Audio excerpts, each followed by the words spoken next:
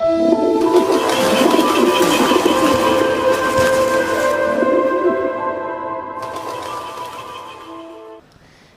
മക്കളെ ശ്രദ്ധിക്കണേ, ഈ രൂപമില്ലാത്ത വിഷയം, അമ്മയ്ക്ക് ഒരു രൂപമില്ലല്ലേ ഇപ്പോൾ?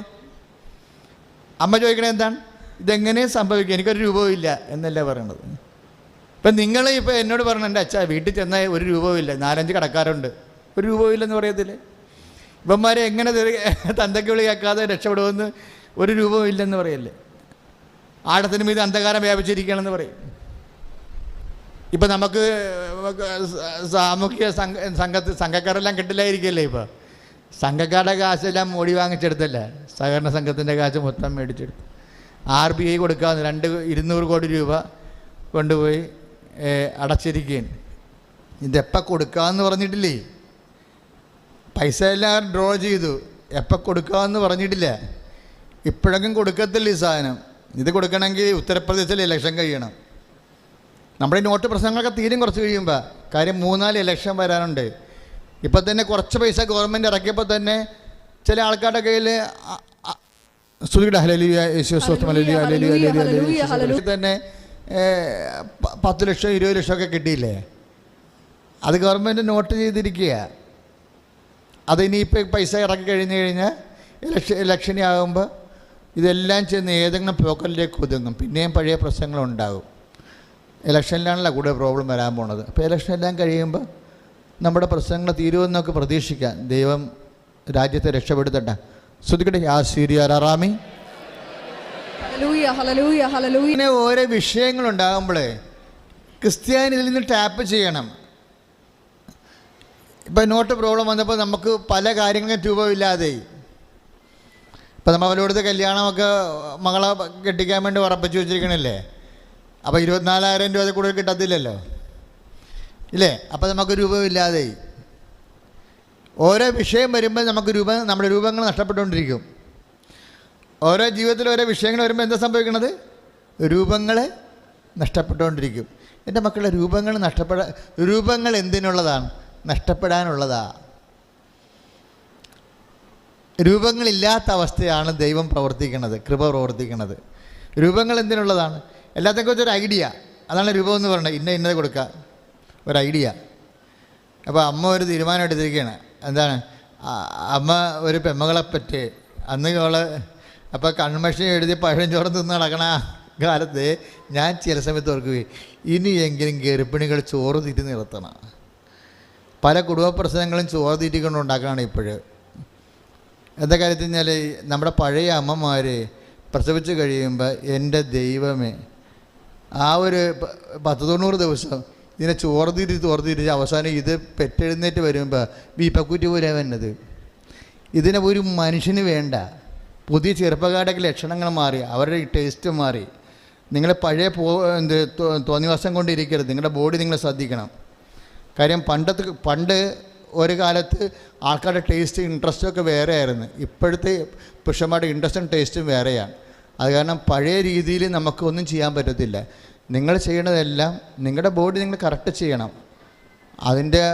ആകാര സൗഷ്ഠവം ദൈവം തന്നതാണ്. ചുമ്മാ തോന്നിയതൊക്കെ തിന്ന് ഇല്ലാത്തൊക്കെ ഉണ്ടാക്കി അവസാനം നിങ്ങളുടെ ഫിഗർ ഔട്ടാകാതിരിക്കാൻ വേണ്ടി ശ്രദ്ധിക്കണം. കാര്യം അത് ഞാനിങ്ങനെ ആനുഷംഗികമായിട്ട് പറയണതാണെങ്കിലും ഞാൻ പറയുന്ന കാര്യം സത്യമാണ്. കാര്യം ഞാൻ നിരന്തരം കൗൺസിലിംഗ് ഇരിക്കണ കാരണം എനിക്ക് പുരുഷന്മാരുടെ അതുപോലെ തന്നെ സ്ത്രീകളുടെയൊക്കെ ടേസ്റ്റ് അറിയാം. ഭയങ്കര വ്യത്യാസമാണ് വന്നിരിക്കുന്നത്. പഴയ കാലങ്ങളും പുതിയ കാലങ്ങളും തമ്മിൽ ടേസ്റ്റ് വ്യത്യാസം വന്നിട്ടുണ്ട്. പഴയ കാലങ്ങൾ തെറ്റാണെന്നല്ല, അത് അന്ന് ശരിയായിരുന്നു. അന്ന് ശരിയായ കാര്യം ഇന്ന് ശരിയാകണമെന്ന് ഇന്ന് പ്രായോഗികമാണ് നിർബന്ധമില്ല. ശ്രദ്ധിക്കട്ടെ. യാസീരിയാറാമി. 23 വയസ്സാകും. അപ്പോൾ അന്ന് വെട്ടിക്കൊടുത്തു കഴിഞ്ഞാൽ മകളെ വിടാനുള്ള കുറച്ച് പൈസ കിട്ടും. അതാണ് അമ്മയുടെ അത് അമ്മയുടെ ഒരു രൂപം, അതാണ് ഇല്ലേ? അമ്മയുടെ ഒരു രൂപം അതാണ്. ഇപ്പോൾ വന്നപ്പോൾ എന്ത് പറ്റി? 25 കൊല്ലം മുമ്പ് ആഞ്ഞിലി വെച്ച സമയത്ത് 25 വയസ്സുള്ള ആഞ്ഞിലിക്ക് അന്ന് 40,000 രൂപ ഉണ്ടായിരുന്നു. ഇന്നിപ്പോൾ 15,000 രൂപയായി. രൂപം പോയ പോക്ക് കണ്ടില്ലേ? ഇപ്പം അക്കേഷ്യയാണ് കയറി വരണത്. ഇപ്പോഴാണ് ദൈവമേ അക്കേഷ്യ വെച്ചാൽ മതിയായിരുന്നു. കാതലിൻ്റെ കാര്യത്തിൽ ആഞ്ഞിലിക്ക് കുറേ വെള്ളം പോകില്ല. കാതലിൻ്റെ കാര്യത്തിൽ ഏറ്റവും പണ്ടാരം പിടിച്ച സാധനം ആ മഹാഗണിയാണ്. അത് പഠിച്ച് മരണം കേട്ടാ. മഹാഗണി ലോക ചിപ്പാണ്. ഈ അക്കേഷ്യയൊക്കെ ഉണ്ട് ചിപ്പ്. നിങ്ങൾ വാരി വലിച്ചെല്ലാം വെക്കരുത്. നമ്മൾ അക്കേഷ്യയൊക്കെ വെച്ചും അതിൻ്റെ അടുത്തൊരു കുളമുണ്ടെങ്കിൽ നോക്കിയേ, ഈ അക്കേഷ്യയുടെ വേരെല്ലാം ഇങ്ങനെ പുലി വന്ന് വെള്ളം കുടിക്കണ പോലെ ഈ കുളത്തിലെ വെള്ളം മുഴുവൻ കുടിച്ച് വറ്റിക്കും. ഈ നമ്മുടെ കുഴൽക്കിണറിലൊക്കെ വെള്ളമില്ലാതിരിക്കണ എന്താ, മാർച്ച് മാസത്തിലൊക്കെ ഈ സാധനം വലിച്ചു കയറണ. ഒരു അക്കേഷ്യയൊക്കെ നമുക്ക് സൂക്ഷിക്കാം, 1-2 അക്കേഷ്യ കൂടി സൂക്ഷിച്ച് കഴിഞ്ഞാൽ കുഴൽക്കിണർ നമുക്ക് മോട്ടർ അടിക്കുമ്പോൾ ഗ്യാസ് അടിക്കാൻ തുടങ്ങും. അപ്പോൾ നമ്മൾക്ക് വെള്ളം എടുത്തിട്ടില്ല. വെള്ളം ഈ മരം ഭയങ്കര കുടിയാണേ, അക്കേഷ്യ ഭയങ്കര വെള്ളം കുടിയാണ്. അത് കാരണം നമുക്ക് സാധാരണ 5 സെൻറ്റ് സ്ഥലക്കാരനൊക്കെ ഒരു അക്കേഷ്യ വെച്ചേക്കണമെങ്കിൽ അവന് കുഴൽക്കിണർ വെള്ളം ഉണ്ടാകത്തില്ല. ശ്രദ്ധിക്കട്ടെ. യാസീരി ആറാമീൻ. ഹല്ലേലൂയ. യേശു നന്ദി, യേശു സ്തോത്രം. ഹല്ലേലൂയ, ഹല്ലേലൂയ. മഹത്വം, മഹത്വം, മഹത്വം. ഹല്ലേലൂയ, ഹല്ലേലൂയ, ഹല്ലേലൂയ, ഹല്ലേലൂയ, ഹല്ലേലൂയ. യേശു ആരാധന, യേശു മഹത്വം. നമ്മുടെ നല്ല പണ്ടത്തെ നാടൻ മാവൊക്കെ തന്നെ നല്ലത്. നമുക്ക് ഉണ്ടായിരുന്ന മാവില്ലേ, നമുക്ക് ഓരോ സാധനം കളഞ്ഞതാണല്ലേ. നമ്മുടെ സാധനം എല്ലാം തിരിച്ചു കൊണ്ടുവരണം. നമ്മുടെ കരിമീൻ, നമ്മുടെ കാരി, നമ്മുടെ കൂരി, അതെല്ലാം തിരിച്ചു കൊണ്ടുവരണം. ഇപ്പം എന്താ പറ്റി, എല്ലാം ആഫ്രിക്കൻ വാള, ആഫ്രിക്കൻ മുഷി. ഇതെവിടെ ജീവിതം പോകണേ കേട്ടോ, ജീവിതം കൈവിട്ടു പോകണേ. നമുക്ക് നമ്മുടേതായിട്ടൊരു ജീവിതം ഉണ്ടായിരുന്നു, നമ്മുടെ മത്സ്യങ്ങളും നമ്മുടെ മരങ്ങളും ഉണ്ടായിരുന്ന ജീവിതം ഉണ്ടായിരുന്നു. എല്ലാം തിരിച്ചു കൊണ്ടുവരണം. ശ്രുതികടെ ഹല്ലേലൂയ. യേശുവേ സ്തോത്രം, യേശുവേ സ്തോത്രം, യേശുവേ സ്തോത്രം. നമുക്കൊരു രൂപ ഉണ്ടായിരുന്നു. എന്താണ്? 40,000 രൂപയ്ക്ക് ആഞ്ഞിലി വിൽക്കുക. അപ്പോൾ ആഞ്ഞിലിക്ക് ഇപ്പോൾ വില കുറഞ്ഞു. ആഞ്ഞിലിയുടെ വില കുറഞ്ഞപ്പോൾ ആ രൂപം പോയി. അപ്പം നമുക്ക് ഓരോ വിഷയത്തെക്കുറിച്ചും നമുക്ക് രൂപങ്ങളുണ്ട്. ഇപ്പം നോട്ട് പ്രശ്നം വന്നപ്പോൾ മാക്സിമം രൂപങ്ങൾ ഉടഞ്ഞു പോയി. ഇപ്പം എന്ത് ചെയ്യണമെന്നറിയാം. ആദ്യത്തെ നമുക്ക് നവംബറിൽ പ്രോബ്ലം ഇല്ലായിരുന്നു, ആൾക്കാരുടെ കുറച്ച് പൈസ ഉണ്ടായിരുന്നു. ഡിസംബറിൽ ജനുവരി ആയപ്പോഴാണ് നമുക്ക് മനസ്സിലായത് എന്തോ രാജ്യത്ത് സംഭവിച്ചെന്ന്. നമ്മുടെ രൂപങ്ങളെല്ലാം പോയി. ഇത് ബൈബിളിൽ പണ്ടേ ഉള്ള സംഭവമാണ്. അച്ഛൻ്റെ ഒരു ആധ്യാത്മിക ഗൈഡ് എന്ന രീതിയിൽ എനിക്ക് പറയാനുള്ളത്, ക്രിസ്ത്യൻ രീതിയിലാണെങ്കിൽ രൂപങ്ങൾ ഉടയുന്നത് നല്ലതാണ്. ബൈബിളിൽ ആദ്യം തന്നെ തുടങ്ങണത് എങ്ങനെയാണ്? രൂപം പോയെന്നല്ലേ പറയണത്. ആദ്യ ദൈവം ആകാശം ഭൂമിയും സൃഷ്ടിച്ചു, ഭൂമി രൂപമില്ലാത്തതായിരുന്നെന്ന്, രൂപരഹിതമായിരുന്നു, ആഴത്തിന് മീതെ കണ്ണും കാണാൻ പാടില്ലായിരുന്നു. അന്ധകാരം വന്നുള്ള അവസ്ഥ എന്താ? ആഴമാണ്. പിന്നെ ഇരുട്ട്. ഞാനും കാട്ടുവരുത്തെ കപ്പരത്തിനും കൂടി പണ്ട് 89 വീട് വെഞ്ചരിക്കാൻ പോകും. അപ്പോൾ വീട് വെഞ്ചരിക്കാൻ പോകുമ്പോൾ ഞങ്ങൾ തമ്മിൽ അങ്ങനെ നല്ല പ്രായമുണ്ട്, എനിക്കന്ന് ഞാൻ ചെറുപ്പമാണെന്ന്. അപ്പോൾ ഞങ്ങൾ വർത്തമാനം പറഞ്ഞ് നല്ല രസമാണ്, നല്ലൊരു ജീവിതമായിരുന്നു ഞാൻ മനുഷ്യൻ്റെ കൂടെ. ഞാൻ ഇന്ന് എപ്പോഴും ഓർക്കും. അപ്പോൾ ഞങ്ങൾ ഓരോ വീട്ടിൽ പോകുമ്പോൾ ഞങ്ങളിങ്ങനെ പുരാണവും പറഞ്ഞ് വീടും വെഞ്ചരിച്ച് കാപ്പിയും കുടിച്ച് അങ്ങനെ ഇടവക മുഴുവനും പോകും. എന്ന് സന്ധ്യ ആകുമ്പോൾ തിരിച്ചു വരും. ഒരു ദിവസം വന്നപ്പോൾ ഭയങ്കര മഴയായിരുന്നു. മഴ വന്നിട്ട് ഞങ്ങൾ പോകുന്ന വഴിയല്ല തിരിച്ചു വന്നത്.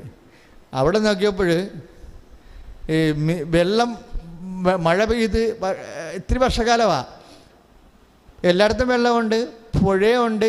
പുഴയല്ല, ഈ തോട്, കൈത്തോടൊക്കെ ഉണ്ട്. നാട്ടിലെ കൈത്തോടുണ്ടല്ലോ, കൈത്തോടും കരയും തമ്മിൽ നമുക്ക് നല്ല വഴി നിശ്ചയമുള്ളവർക്ക് മാത്രമേ പോകാൻ പറ്റത്തുള്ളൂ. അപ്പോൾ ഞങ്ങൾ 2 പേര്, എനിക്ക് വഴി നിശ്ചയമില്ല, ഞാനവിടെ പുതിയ ആളാണ്. കപ്പരത്തിന് പഴയ വഴി നിശ്ചയമുണ്ട്. കപ്പരത്തിന് ബാ എന്നും പറഞ്ഞ് എന്നെ വിളിക്കുന്നുണ്ട്. മഴയത്താണ്, ഇരുട്ടാണ്, വെള്ളവുമാണ്, എന്താണ്. അപ്പം ഞാനിങ്ങനെ കുടയും പഴയ വളകാലം കുടയാണ്, അതും പിടിച്ച് കപ്പരത്തിന് പുറകെ ഇരുട്ടത്ത് പോവുകയാണ്. ഞാൻ പറഞ്ഞു എൻ്റെ കപ്പരച്ചാന്ന് ഞാൻ ഒറ്റ വിളി. കാര്യം വരുന്നറിയാം, കപ്പരച്ചൻ നോക്കിയിട്ട് ഒരു കപ്പരച്ചൻ കിടന്ന് സ്വരവിട്ട്. കാര്യം ഞാൻ തോട്ടി വീണ്, കഴുത്തപ്പം വെള്ളത്തിൽ തോട്ടി വീണ്, കുട മാത്രം മുകളിലുണ്ട്. അപ്പോഴാണെങ്കിൽ കപ്പരച്ചന് സ്വരം കേട്ടപ്പോഴേ അപ്പുറത്തെ വീട്ടുകാരൻ തെറിയും പറഞ്ഞ് ഓടി വന്നു.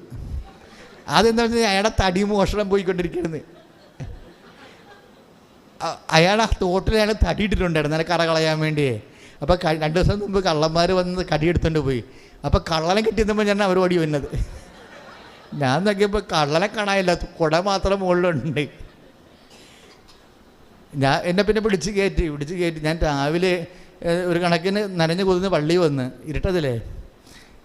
രാവിലെ ഞാൻ കുട നോക്കിയപ്പോൾ കുടയെന്ന് പറഞ്ഞാൽ ആഫ്രിക്കൻ പായിൽ. എന്താ കാര്യം? കണ്ണ് കാണാൻ പറഞ്ഞ് വെള്ളം ഏതാണ്, കര എല്ലാവരും വെള്ളമായി കിടക്കണ കാരണമേ കര ഏതാണ് വെള്ളം ഏതാണെന്ന് അറിയാൻ പാടില്ല. ഇതാണ് കൺഫ്യൂഷൻ എന്ന് പറയുന്നത്. അപ്പം നമ്മൾ വീഴും കൺഫ്യൂഷനാകുമ്പോൾ. വെള്ളവും വന്ന് ഇരുട്ടും വന്നാൽ നമ്മൾ വീഴും. ഇതാണ് ബൈബിൾ തുടങ്ങണത് ഇങ്ങനെ, വെള്ളവുമാണ് ഇരുട്ടുമാണ്. ആദ്യ ദൈവം ആകാശം ഭൂമിയും സൃഷ്ടിച്ചു. ഭൂമി രൂപരഹിതമായിരുന്നു.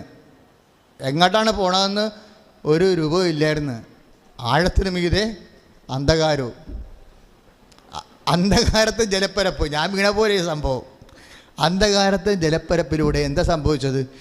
അന്ധകാരമാണെങ്കിലും രൂപമില്ലെങ്കിലും ആഴമാണെങ്കിലും ഒരാളുണ്ടെങ്കിൽ എല്ലാം നേരെയാകും. അന്ധകാരം, ബൈബിൾ എന്താ തുടങ്ങണത്? ജീവിതം അന്ധകാരമാണെങ്കിലും ആഴമാണെങ്കിലും ഇരുട്ടാണെങ്കിലും ഒരാളുണ്ടെങ്കിൽ എല്ലാം നേരെയാകും. എന്താണ്? അന്ധകാരത്തെ ജലപ്പരപ്പിലൂടെ ദൈവത്തിൻ്റെ ആത്മാവ് ചലിച്ചു. ദൈവം കൽപ്പിച്ചു, വെളിച്ചമുണ്ടാവട്ടെ, വെളിച്ചമുണ്ടായി. കൈയടിച്ച് കർത്താൻ അറിയാമല്ലോ. ഞാൻ ജസ്റ്റ് ഒന്നും പ്രാർത്ഥിച്ചിട്ട് മാത്രമേ ഉള്ളൂ. രാവിലെ എഴുന്നേറ്റ് ഇവിടെ വന്നൊരു ജപമാല ചൊല്ലി, പിന്നെ ഇടവക പള്ളിയിൽ പോയി കുർബാന അർപ്പിച്ചു, പിന്നെ അവിടെ ഇരുന്ന് ജപമാല ചൊല്ലി, പിന്നെ അർത്ഥിച്ച് വന്ന് നിൽക്കുകയാണ്. എന്താ, ഇതൊന്നും നമുക്ക് പഠിച്ചു വെക്കാൻ പറ്റത്തില്ല. ദൈവം ഓരോരോ ഗ്രൂപ്പിനും ഓരോരോ അറിവ് നൽകണം. ഇപ്പം എന്താ പറഞ്ഞിരിക്കുന്നത്? കുറേ ജീവിത കൺഫ്യൂഷനുള്ള ആൾക്കാർ ഇതിൻ്റെ അകത്തിരിക്കുന്നുണ്ട്. അതാണ് വചനം ഇങ്ങനെ മാറി വരണത്. അതായത് വഴിയില്ല, രൂപമില്ലാതെ കിടക്കുന്ന കുറേ ആൾക്കാർ ഇതിൻ്റെ അകത്തുണ്ട്.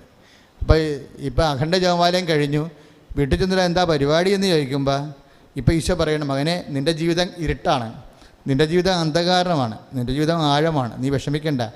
നീ ഇനിയുള്ള സമയത്ത് ഈ ലോകത്തിൻ്റെ കൺഫ്യൂഷൻ മുഴുവൻ തീർത്തത് ദൈവത്തിന് പരിശുദ്ധാത്മാവാണ്. പ്രാർത്ഥിക്കുക, കർത്താവായ ദൈവമേ, എൻ്റെ ജീവിതത്തിലെ ഇരുട്ട്, അന്ധകാരം, ആഴം, രൂപമില്ലാത്ത അവസ്ഥയിലെ ആത്മാവിനെ അഭിഷേകമായി നൽകണമേ.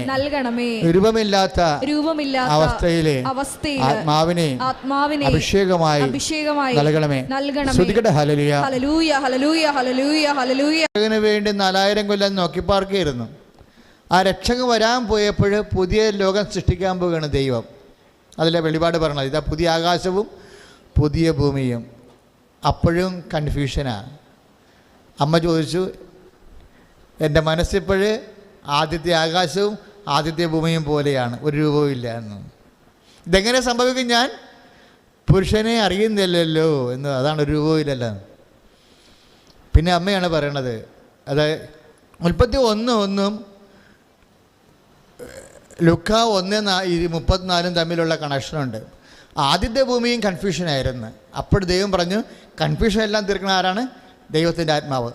രണ്ടാമത്തെ ഭൂമി, പുതിയ ഭൂമി സൃഷ്ടിക്കാൻ വേണ്ടി, പുതിയ ആകാശം പുതിയ ഭൂമി സൃഷ്ടിക്കാൻ വേണ്ടി ദൈവം മംഗളവാർത്തയ്ക്ക് വരുമ്പോഴും അമ്മ പറയും, ഇതെങ്ങനെ സംഭവിക്കും? എനിക്ക് ഒരു രൂപവും കിട്ടണില്ലല്ലോ എന്ന് പറയും. അപ്പോഴും പറയും, എന്ത് പറയും? പരിശുദ്ധാത്മാവ് നിൻ്റെ മേൽ വരും. Praise the Lord. Hallelujah, hallelujah. പരിശുദ്ധാത്മാവ് നിൻ്റെ മേൽ വരും. എങ്ങനെയുള്ള പരിശുദ്ധാത്മാവ്? അത്യുന്നതൻ്റെ ശക്തി. Praise the Lord. അപ്പോൾ പരിശുദ്ധാത്മാവ് ആരാ? ശക്തിയാ. നമ്മൾ കണ്ടില്ലേ, പിതാവ് ശക്തിയാണെന്ന് കണ്ടില്ലേ?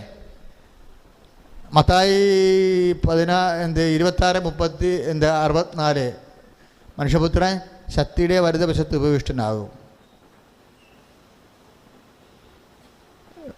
പുത്രൻ ശക്തിയാണ്. ദൈവത്തിൻ്റെ ജ്ഞാനവും ദൈവത്തിൻ്റെ ശക്തിയുമായ യേശു ക്രിസ്തു. ഇപ്പം എന്നാ പറയണത്?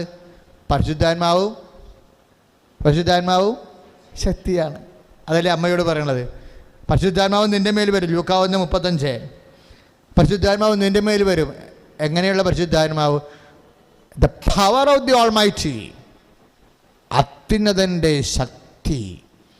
അപ്പോൾ പിതാവ് ശക്തിയാണ്, പുത്രൻ ശക്തിയാണ്, പരിശുദ്ധാത്മാവ് ശക്തിയാണ്. അപ്പം നമ്മളിലേക്ക് അപ്ലോഡ് ചെയ്യണത് എന്താ?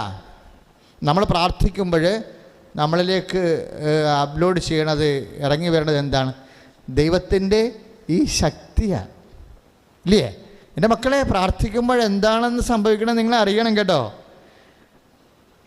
നമ്മൾ പ്രാർത്ഥിക്കുമ്പോൾ 5 മിനിറ്റ് പ്രാർത്ഥിച്ചാലും 5 ദിവസം പ്രാർത്ഥിച്ചാലും വരണത് എന്താ? ശക്തിയാണ്. ഇപ്പം ശക്തി വരുമ്പോൾ സംഭവിക്കുന്നത്, നമ്മൾക്ക് മനുഷ്യൻ്റെ 3 എൻറ്റിറ്റികളിലേക്കാണ് ശക്തി വരണത്. നമുക്കറിയാമല്ലോ, ഈ ശക്തി നമ്മുടെ ശരീരത്തിലേക്ക് വരികയാണെങ്കിൽ എന്തായി മാറും? അത് സൗഖ്യമായി മാറും.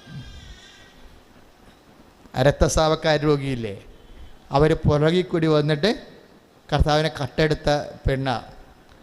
വിശ്വാസം കൊണ്ട് ദൈവത്തെ നമുക്ക് അടിച്ചു മാറ്റാൻ പറ്റും. കർത്താവ് പോലും അറിയാതെ പവർ അടിച്ചു മാറ്റിയ പാർട്ടിയാണ് രക്തസ്രാവക്കാർ രോഗി. അവളെ എങ്ങനെ അടിച്ചു മാറ്റിയത്? അവൾ ഉള്ളിൽ കരുതി. വിശ്വാസം എന്ന് പറഞ്ഞാൽ എന്താണ്? ഒരു കരുതലാ അല്ലേ? 8:40 ലൂക്കായുടെ സുവിശേഷം. താൻ അവൻ്റെ വസ്ത്രത്തിൻ്റെ വിളിമ്പിലെങ്കിലും തൊട്ടാൽ താൻ സൗഖ്യമാകുമെന്ന് അവൾ ഉള്ളിൽ കരുതി. അതല്ലേ വിശ്വാസം എന്ന് പറയണത്. ഒന്ന് പ്രാർത്ഥിച്ചേ, കർത്താവ് ദൈവമേ, ഉള്ളിൽ കരുതാൻ ആവശ്യമായ വിശ്വാസം എനിക്ക് തരണമേ. അവൾ പുറകെ കൂടി വന്ന് കർത്താവിൻ്റെ വസ്ത്രത്തെ തൊട്ട് അടിച്ചു. അവള് അപ്പത്തന്നെ അവൾ ഫീലായി, അവൾക്ക് താൻ സുഖം പ്രാപിച്ച്. അപ്പം ജീസസ്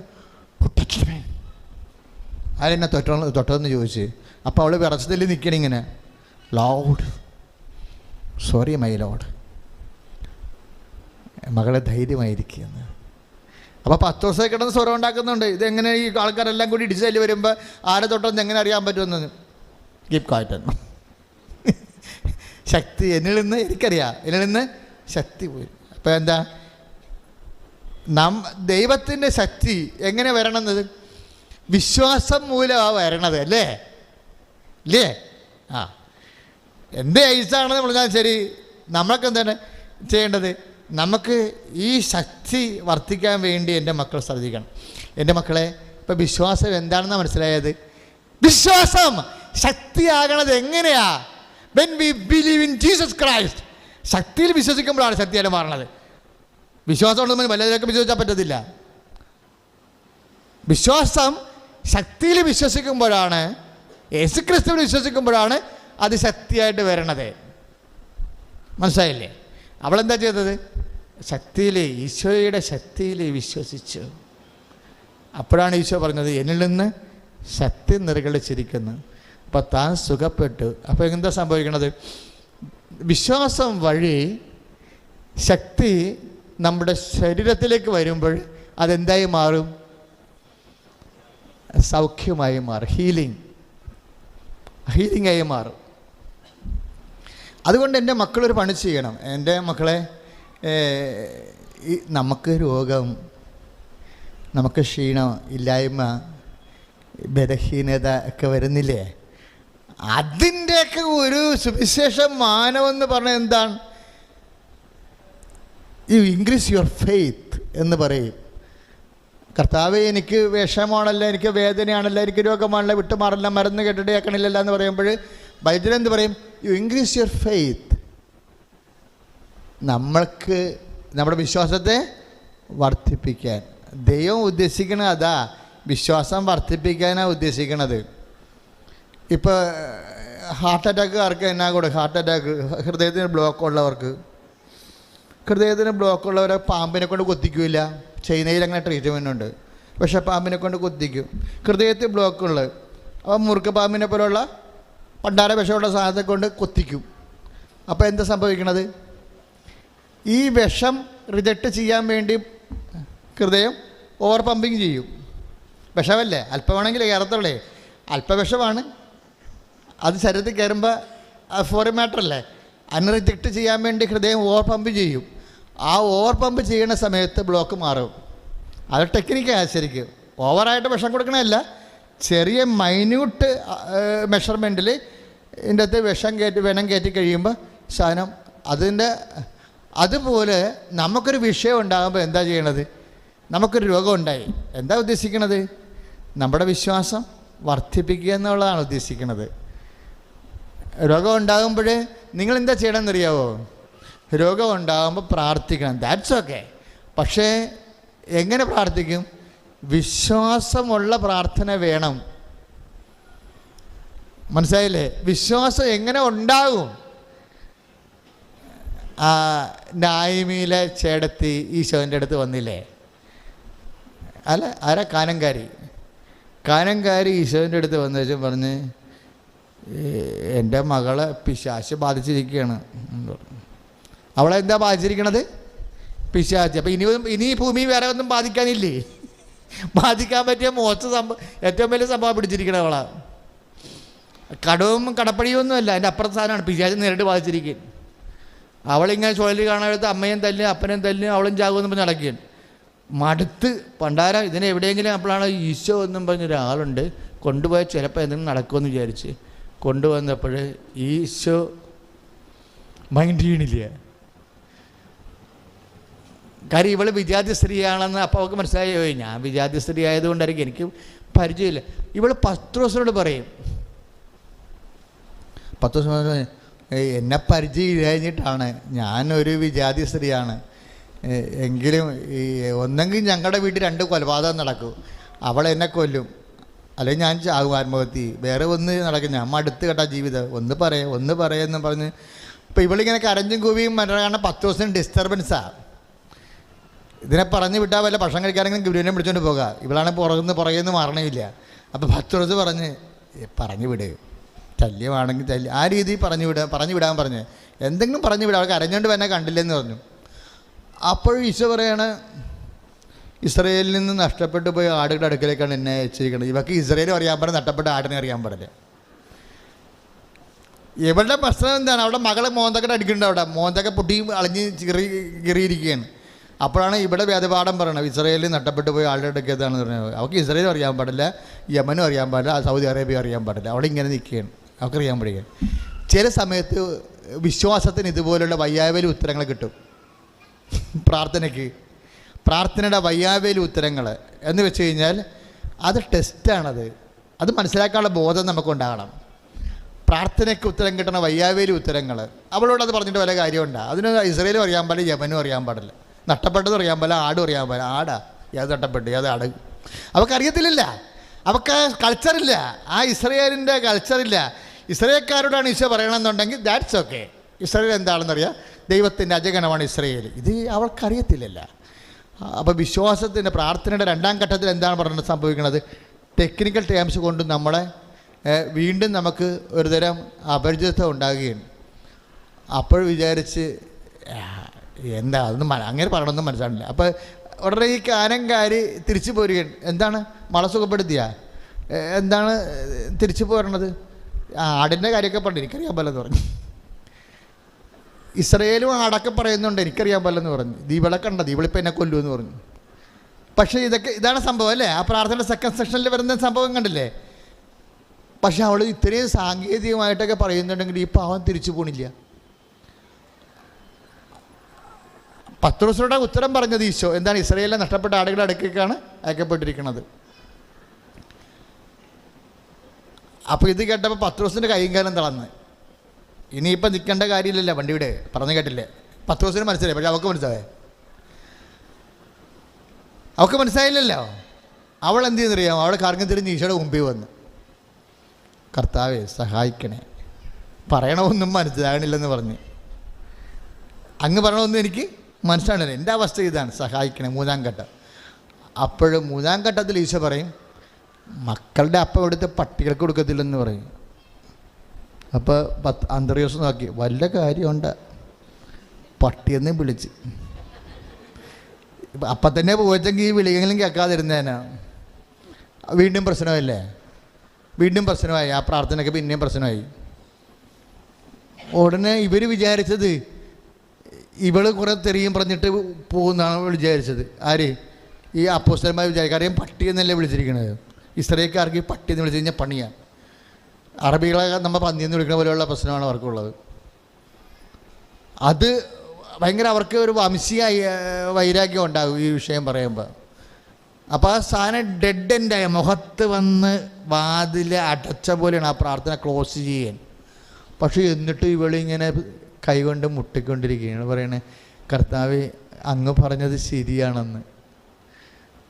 അങ്ങ് പറഞ്ഞ ബൈബിളിലെ ഏറ്റവും ഹൃദ്യമായൊരു ഭാഗമാണത്. എനിക്ക് വേണ്ടത് മത്തായി 15:27 മറ്റേത് ഈ വചനമുള്ളത്. കാനംകാരി പറയും, കർത്താവേ അങ്ങ് പറഞ്ഞത് ശരിയാ, എന്താ, ഞാൻ പട്ടി തന്നെയാണ്.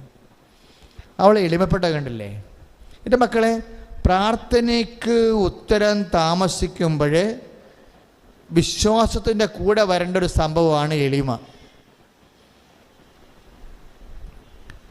പ്രാർത്ഥനയ്ക്ക് ഉത്തരം താമസിക്കുമ്പോൾ നമുക്ക് അഹങ്കാരമാണ് ഉണ്ടാകുന്ന ആൾക്കാർക്ക്. എന്താ, ഞാൻ എന്തുമാത്രം പ്രാർത്ഥിച്ച്, ഞാൻ എന്തുമാത്രം പ്രാർത്ഥിച്ചു എന്നാ ചോദിക്കണതേ, ഇല്ലേ? പ്രാർത്ഥനയ്ക്ക് ഉത്തരം താമസിക്കും മനുഷ്യൻ്റെ മേൽ ഉണ്ടാകണത് എന്താണ്? ഈഗോയാണ് ഡെവലപ്പ് ചെയ്ത് വരുന്നത്. അവരെന്താ പറയണത്? ഞാൻ എന്തുമാത്രം പ്രാർത്ഥിച്ചു. പണ്ട് പരിചയം പറഞ്ഞില്ലേ, ഞാൻ ആഴ്ചയിൽ 2 പ്രാവശ്യം ഉപവസിക്കുന്നു, എല്ലാത്തിനും ദശാംശം കൊടുക്കുന്നുണ്ടെന്ന് പറഞ്ഞില്ലേ? നമ്മൾക്കൊരു പ്രാർത്ഥനയ്ക്ക് ഉത്തരം താമസിക്കുമ്പോൾ ചില ആൾക്കാർക്ക് ഈ ഫരിസേയ മനോഭാവം ഉണ്ടാകും. ഞാൻ എന്തോ ഉപവസിച്ചു, ഞാൻ കൃപാസനത്തിൽ പോയി 3 പ്രാർത്ഥന കൂടി, പിന്നെ തപസ് കൂടി. ഇങ്ങനെ ദൈവത്തിനെ പട്ടിക പറഞ്ഞ് ദൈവത്തിനെ ബാർഗെയിൻ ചെയ്യും, വിലപേശൽ നടത്തും. ഇവളെന്താ ചെയ്യണത്? ഇവൾ പറഞ്ഞെന്താ, ഇവൾക്ക് വിലപേശലൊന്നുമില്ല. കർത്താവ്, ഞാൻ എത്ര നേരം വന്നിട്ട് നിന്നോട് പറഞ്ഞു, നിൻ്റെ അപ്പോസ്തലന്മാർ പറഞ്ഞു, പിന്നെ നിന്നോട് പറഞ്ഞു, ഇത് വേറെ എവിടെയെങ്കിലും എന്തെങ്കിലും കിട്ടുമെങ്കിൽ ഞാൻ പോകത്തില്ലായിരുന്നോ? അപ്പോൾ എന്ന് പറയണതിന് പകരം ഇവൾ പറയാണ്, കർത്താവ്, അവളെ എളിമപ്പെട്ടു, കർത്താവേ അത് ശരിയാ, എന്താ ഞാൻ പട്ടിയാ. എന്നിട്ട് ഇവളൊരു വാക്ക് പറയണമെന്നറിയോ? കർത്താവേ, പട്ടികൾ പോലും യജമാനന്മാരുടെ മേശയിൽ നിന്ന് വീഴുന്ന അപ്പക്കഷ്ണം തിന്നാറുണ്ടല്ലോ എന്ന് പറയും.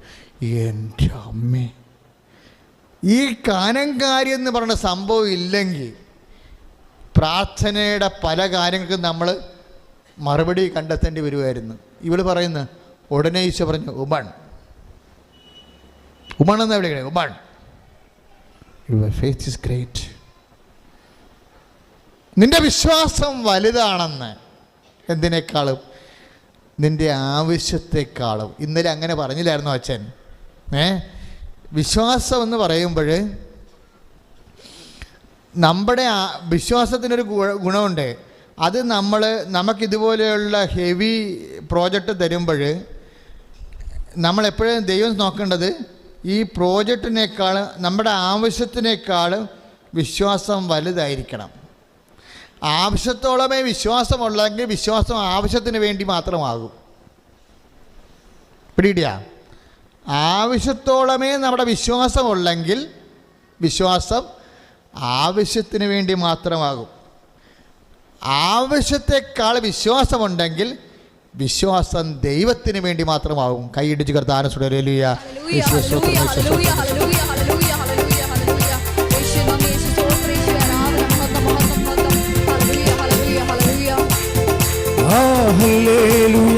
ജയം ഹല്ലേലൂയ, യേശു കർത്താവ് ജീവിക്കുന്നു.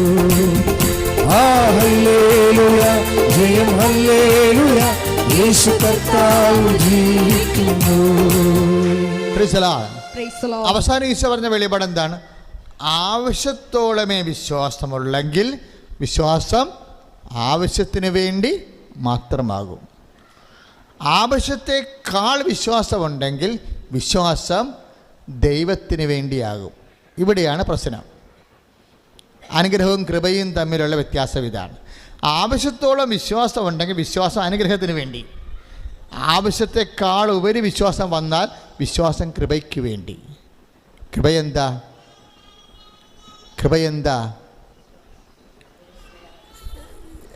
2 കൊരിന്ത്യൻസ് 12:9.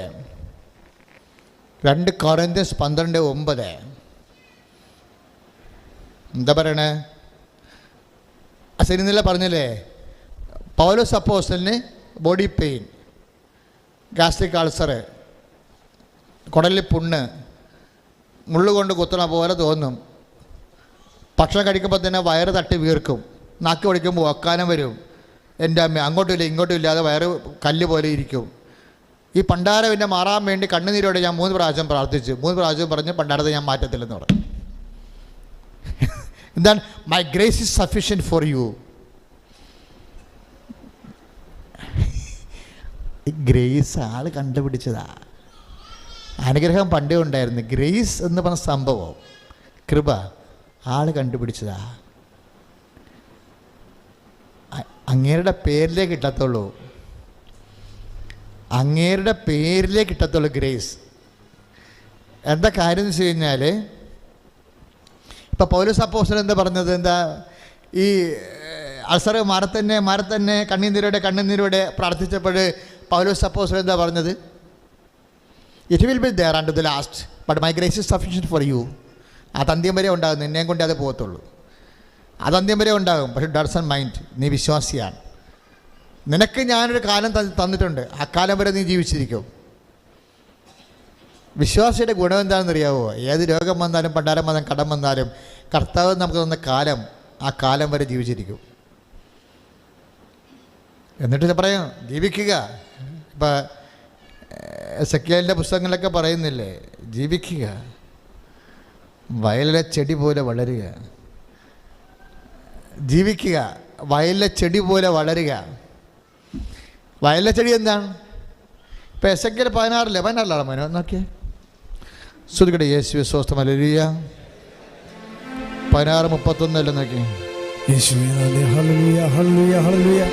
കൈകൾ ഉയർത്തി സ്വരമേർത്തി സ്തുതിക്കട്ടെ. ഹല്ലേലൂയ, ഹല്ലേലൂയ, ഹല്ലേലൂയ, ഹല്ലേലൂയ, ഹല്ലേലൂയ, ഹല്ലേലൂയ. യേശുവേ നന്ദി. ഹല്ലേലൂയ, ഹല്ലേലൂയ, ഹല്ലേലൂയ. യേശുവേ, യേശുവേ, യേശുവേ. ഹല്ലേലൂയ, ഹല്ലേലൂയ, ഹല്ലേലൂയ, ഹല്ലേലൂയ. ഹല്ലേലൂയ, ഹല്ലേലൂയ, ഹല്ലേലൂയ, ഹല്ലേലൂയ. സ്തുതിക്കട്ടെ, സ്തുതിക്കട്ടെ. ഹല്ലേലൂയ, ഹല്ലേലൂയ. യേശുവേ, യേശുവേ, യേശുവേ, യേശുവേ. ഹല്ലേലൂയ, ഹല്ലേലൂയ, ഹല്ലേലൂയ, ഹല്ലേലൂയ.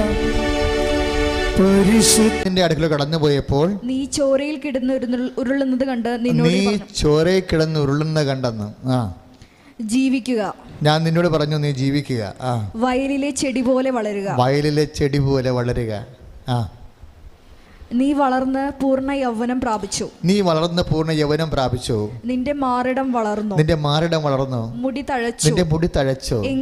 എങ്കിലും നീ നഗ്നയും അനാവൃതയുമായിരുന്നു. ഞാൻ വീണ്ടും നിന്റെ അടുക്കിലൂടെ കടന്നുപോയപ്പോൾ നിന്നെ നോക്കി. നിനക്ക് വിവാഹപ്രായമായപ്പോൾ ഞാൻ മനസ്സിലാക്കി എന്റെ മേലങ്കി കൊണ്ട് നിന്റെ നഗ്നത ഞാൻ മറച്ചു. ഞാൻ നിന്നോട് ഹല്ലേലൂയ. ഒരു മനുഷ്യൻ്റെ ജീവിതത്തിൻ്റെ വ്യത്യസ്തമായ ഘട്ടങ്ങളാണ്. ആ വ്യത്യസ്ത ഘട്ടം ആദ്യം നോക്കിയപ്പോൾ ആരും നോക്കാനും തിരക്കാനും ഇല്ലാതെ നീ പിറന്നപ്പോൾ നിൻ്റെ പൊക്കിൾക്കൊടി മുറിച്ചിരുന്നില്ലെന്ന്, മുറിക്കാൻ പോലും ആളില്ലെന്ന്. നീ ചോരയിൽ കിടന്ന് പിരണ്ട് നിൻ്റെ പൊക്കിൾക്കൊടി മുറിച്ചിട്ട് ഉപ്പ് പുരട്ടാൻ പോലും ആരും ഇല്ലെന്ന്. നീ ചോരയിൽ കിടന്ന് ഉരുണ്ട്. അപ്പോൾ ഞാൻ കടന്നുപോയി. ഞാൻ പറഞ്ഞു നീ ജീവിക്കുക. എന്നിട്ട് ഒരു വാക്ക് പറഞ്ഞു. എന്താ പറഞ്ഞത്? വളരണം. എങ്ങനെ? വയലിലെ ചെടി പോലെ. വയലിലെ ചെടി എന്ന് പറയുമ്പോൾ എന്താ? നഴ്സറി പ്ലാന്റ് പോലെ അല്ല. സമയത്ത് പുഴുവെടുക്കാനും സമയത്ത് വെള്ളം കൊടുക്കാനും സമയത്ത് വളം കൊടുക്കാനും ഇല്ല. എല്ലാം സ്വന്തം നിലക്ക് ചെയ്യാൻ എല്ലാ പുഴുക്കളെയും എല്ലാ പ്രതികൂല സാഹചര്യങ്ങളെയും അതിജീവിച്ചുകൊണ്ട് നീ വളരും. കാര്യം എന്താ? എൻ്റെ ആശംസ നിനക്കുണ്ടെന്ന്. എൻ്റെ ദൈവത്തിലെ ചില സമയത്ത് നമ്മൾ ഇതുപോലെയായിരിക്കും നമ്മുടെ ജീവിതം. നമ്മളെ തിരക്കാൻ ഭർത്താവുണ്ടാകാം, പക്ഷേ ഭർത്താവിൻ്റെ ബലമില്ല. ഭാര്യ ഉണ്ടാകാം, ഭാര്യയുടെ ബലമില്ല. ഇത് ഉണ്ടെന്ന് പറഞ്ഞിട്ട് കാര്യമുണ്ടോ? എത്ര പേർക്ക് അതിൻ്റെ ഗുണങ്ങൾ കൃത്യമായിട്ടുണ്ട്? ആരുടെയും കുഴപ്പമില്ല. ഇതൊക്കെ എല്ലാം ദൈവത്തെ അന്വേഷിക്കാൻ വേണ്ടിയുള്ള ദൈവത്തിൻ്റെ സ്നേഹത്തിൻ്റെ സമ്മർദ്ദമാണ്. കൈയടിച്ച് കർത്താൻ. അപ്പം ചില കാര്യങ്ങൾ മിനിമം മാത്രം തരും, മാക്സിമം തരത്തില്ല. കാര്യം നീ പിന്നെയും ഞാൻ നിൻ്റെ അടുത്തോട് കടന്നുപോയി. അപ്പോൾ നീ യൗവനയുക്തിയായിരിക്കണം. നിന്റെ മാറിടം വളർന്നു, നിന്റെ മുടി തഴച്ചു, പക്ഷേ യുവർ നെയ്ക്കഡ്, നീ നഗ്നയായിരുന്നു, അപമാനിതയായിരുന്നു. അപ്പോൾ എൻ്റെ മേലങ്കി എടുത്ത് ഞാൻ അയ്യോ എന്നാ പരിപാടിയാ! അതായത് എൻ്റെ മേലങ്കി എടുത്ത് ഞാൻ നിൻ്റെ മേത്തിട്ടെന്ന്. പിന്നെ പറയണം ഞാൻ നിന്നെ കല്യാണം കഴിച്ചെന്നാണ് പറയണത്. നോക്കിയേ, ദൈവം ഇത്രയും പ്രണയിക്കുമ്പോൾ, ജീവിതത്തിൻ്റെ മിനിമം മാത്രം കിട്ടി നമ്മൾ പോകുമ്പോൾ ദൈവത്തിന് പ്രണയം കൂടത്തേ ഉള്ളൂ. ശ്രുതിയുടെ ഹല്ലേലൂയ. യേശുവേ സ്വന്തം. ഹല്ലേലൂയ, ഹല്ലേലൂയ, ഹല്ലേലൂയ. 7 വചനം ഇപ്പം കർത്താവ് തന്നതാണ്. എന്നിട്ട് ഇപ്പം ഈശോ എന്നാ ചെയ്യാൻ പോണെന്ന് അറിയാവോ? ഈ എസെക്കിയേൽ 16:7 ഈശോ ഇപ്പോൾ എടുത്തിട്ട് എന്താ ചെയ്യാൻ പോണത്? അത് 2 Corinthians 12:9 ലൂപ്പ് ചെയ്യാൻ പോവുകയാണ്. ആ വചനം വന്നപ്പോഴാണല്ലോ പരിശുദ്ധാത്മാ ഈ വചനം തന്നത്. ആ വചനം എന്താ പറയണത്? ഗ്യാസ്ട്രിക് അൾസർ പിടിച്ചിട്ട് ഈ സുവിശേഷകൻ വെയിലത്ത് കിടന്ന പുഴുവിനെ പോലെ ചുരുണ്ട് കൂടിയാണ്. കണ്ണിൽ നിന്ന് വെള്ളം വരുന്നുണ്ട്, മിന്നാമ്പുഴുക്കൾ ചാടി വീഴുന്നുണ്ട്, തല കറങ്ങണ പോലെ തോന്നുന്നുണ്ട്, ഭക്ഷണം കഴിക്കുമ്പോൾ വയറ് തട്ടി വീർക്കുന്നുണ്ട്, ഒന്നും ജീവിക്കാൻ പറ്റണില്ല, സംഭ്രമമാണ്, ഗ്യാസും കയറി വല്ലാത്ത അവസ്ഥയാണ്. ഇത് ടേക്ക് അവേ ദിസ് ഈവിൾ. എത്രയോ പ്രാവശ്യം ഇങ്ങനെ ഇത് വാട്ട് ഹെൽ. ഈ പൗലോസ് അപ്പോസ്തലൻ കണ്ണീരോടെ ഒരു വിഷയത്തിന് വേണ്ടി പ്രാർത്ഥിക്കുകയാണ്.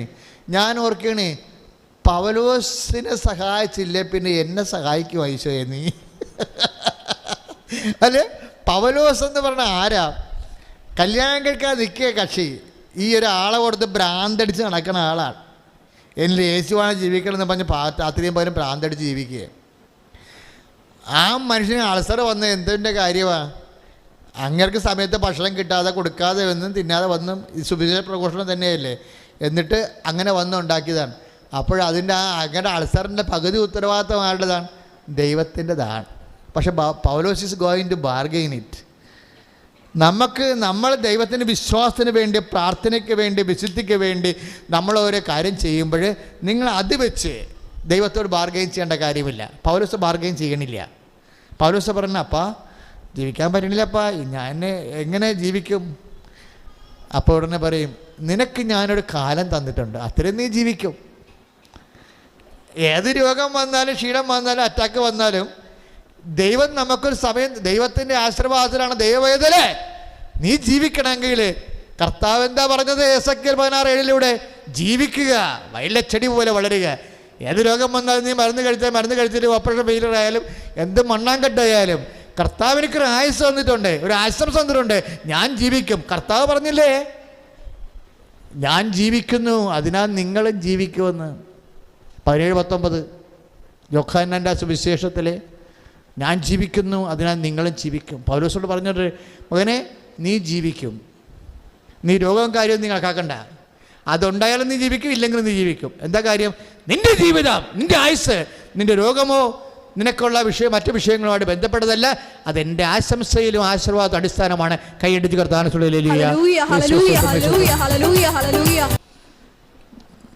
എങ്ങനെയാണ് ഈ ശക്തി വന്നാൽ പൗലോസിന് 2 കാര്യം സംഭവിക്കാം.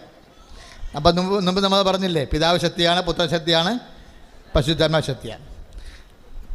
പ്രാർത്ഥിക്കുമ്പോൾ എന്താ സംഭവിക്കുന്നത്? ശക്തിയാണ് നമ്മളിലേക്ക് വരുന്നത്. പൗലോസ് ഇപ്പോൾ എന്താ ചോദിക്കുന്നത്? സൗഖ്യത്തിൻ്റെ ശക്തിയാണ് ചോദിക്കുന്നത്. അത് അൾസർ പിടിച്ചിട്ട് സൗഖ്യത്തിൻ്റെ ശക്തിയാണ് ചോദിക്കുന്നത്. അപ്പോൾ ദൈവരാജ്യം എന്താണ് അതിൻ്റെ? ഞാൻ പറഞ്ഞില്ലേ, എല്ലാത്തിനും ഒരു ദൈവരാജ്യം അന്വേഷിക്കണമെന്ന് പറഞ്ഞില്ലേ ഇല്ലേ? പൗലോസിൻ്റെ ഗ്യാസ്ട്രിക് അൾസറിൻ്റെ ദൈവരാജ്യം എന്താണ്? അതാണ് ചോദ്യം. നമ്മൾ 6:33 മത്തായിയുടെ സുവിശേഷത്തിൽ എന്താ പറയുന്നത്? നിങ്ങൾ ആദ്യം ദൈവരാജ്യത്തെയും അതിൻ്റെ നീതിയെയും കുറിച്ച് അന്വേഷിക്കുക, ബാക്കിയുള്ളത് ചേർത്ത് നിൽക്കും. ഇപ്പോൾ പൗലോസിന് എന്താ സംഭവിച്ചിരിക്കുന്നത്? അൾസർ. 2 കൊരിന്ത്യർ 12:9 അൾസർ. അയാൾക്ക് എന്താ ചെയ്യേണ്ടത്? അതൊക്കെ സുവിശേഷം പ്രസംഗിക്കാൻ പോകണം, അൾസറും വെച്ചുകൊണ്ട് പോകാൻ പറ്റത്തില്ല അല്ലേ? അപ്പോൾ പൗലോസ് പറഞ്ഞു, എൻ്റെ മനസ്സെന്താണ്, എൻ്റെ ആഗ്രഹം എന്താണ്? ഇതെടുത്ത് മാറ്റാൻ വേണ്ടിയാണ്. 3 പ്രാവശ്യം ഞാൻ ചോദിച്ചെന്ന്. 3 പ്രാവശ്യം ഇതെടുത്ത് മാറ്റാൻ ചോദിച്ചു. അപ്പോൾ പരിശുദ്ധാത്മാവ് പറഞ്ഞു, പൗലോസേ, അൾസറിൻ്റെ അകത്തൊരു ദൈവരാജ്യമുണ്ട്, അത് നീ ചോദിക്കാൻ പറഞ്ഞു. അൾസറിൻ്റെ അകത്തൊരു ദൈവരാജ്യമുണ്ട്. ദൈവവേദലെ ഈ കൃപ ഡെവലപ്പ് ചെയ്ത് വേണമെന്ന രീതി മനസ്സിലാക്കണം. അൾസറിൻ്റെ ദൈവരാജ്യം എന്താണ്? My grace is sufficient for U. അതാണ് സംഭവം. എന്താണ്? അൾസർ അവിടെ ഇരിക്കട്ടെ, നിനക്കെൻ്റെ കൃപ മതി. എന്നിട്ട് ഒരിക്കലും ദൈവം ചെയ്യാത്തൊരു കാര്യം അവിടെ വെച്ച് ചെയ്ത് എന്താണെന്നറിയാമോ? ബലഹീനതയിലാണ് ദൈവത്തിൻ്റെ ശക്തി പ്രവർത്തിക്കണമെന്ന്. Praise the Lord. അപ്പോൾ ഏതെങ്കിലും ഒരു ബലഹീനമായിട്ടൊരു സംഭവം നമ്മുടെ ജീവിതത്തിൽ നമ്മുടെ പവർ പോയിൻ്റായിട്ട് തരും. നമ്മുടെ ഇൻപുട്ട് എന്ന് പറഞ്ഞാൽ എന്താ പറ്റില്ല, ഇൻപുട്ട്. ഇപ്പോൾ ഈ ക്യാമറക്കൊക്കെ ഇൻപുട്ടുണ്ട്, ഔട്ട്പുട്ടുണ്ട്. ഈ ഇൻപുട്ട് എന്ന് പറഞ്ഞാൽ എന്താണ്? കറണ്ട് വന്ന് കയറണ സ്ഥലമാണ് അല്ലേ? നമ്മുടെ ഇൻപുട്ട് എന്താ? കൃപയുടെ ഇൻപുട്ട് എന്താ? ബലഹീന. അതാണ് 2 കൊരിന്ത്യർ 12:9 പറയണത്. ബലഹീനതയിലാണ് ദൈവത്തിൻ്റെ. അപ്പോൾ നമ്മൾ മുമ്പ് പറഞ്ഞില്ലേ, ദൈവം ശക്തിയാണെന്ന് പറഞ്ഞില്ലേ, ദൈവം ശക്തിയാണെന്ന് പറഞ്ഞില്ലേ? എന്നിട്ട് പക്ഷേ ഈ ശക്തിക്ക് എന്ത് സംഭവിക്കണത്? ശക്തി ശക്തിയായിട്ടിരിക്കും, നമ്മളായിട്ടിരിക്കും. അങ്ങനെയല്ല, ഇത് ശക്തി അപ്ലോഡ് ചെയ്യുന്ന മെക്കാനിസം എന്താ? അതാണ് ബൈബിളിൽ ഒറ്റ പ്രസവമുള്ളത്. ശക്തി നമ്മളേക്ക് അപ്ലോഡ് ചെയ്യണ മെക്കാനിസം എന്താണ്? നമ്മുടെ വീക്ക്നെസ്സാണ്. അയാൾ ഓക്കെ എന്ന് പറഞ്ഞ് നമ്മൾ ഓക്കെ ആയിട്ടിരുന്ന് കഴിഞ്ഞാൽ ഈ ശക്തി അപ്ലോഡ് ചെയ്യത്തില്ല. അതുകൊണ്ട് പൗലോസ് പുസ്തകം പറയുവേ, ഞാൻ സ്തുതിക്കണമെങ്കിൽ എൻ്റെ ബലഹീനതയെ ഓർത്ത് സ്തുതിക്കത്തുള്ളൂ. Praise the Lord.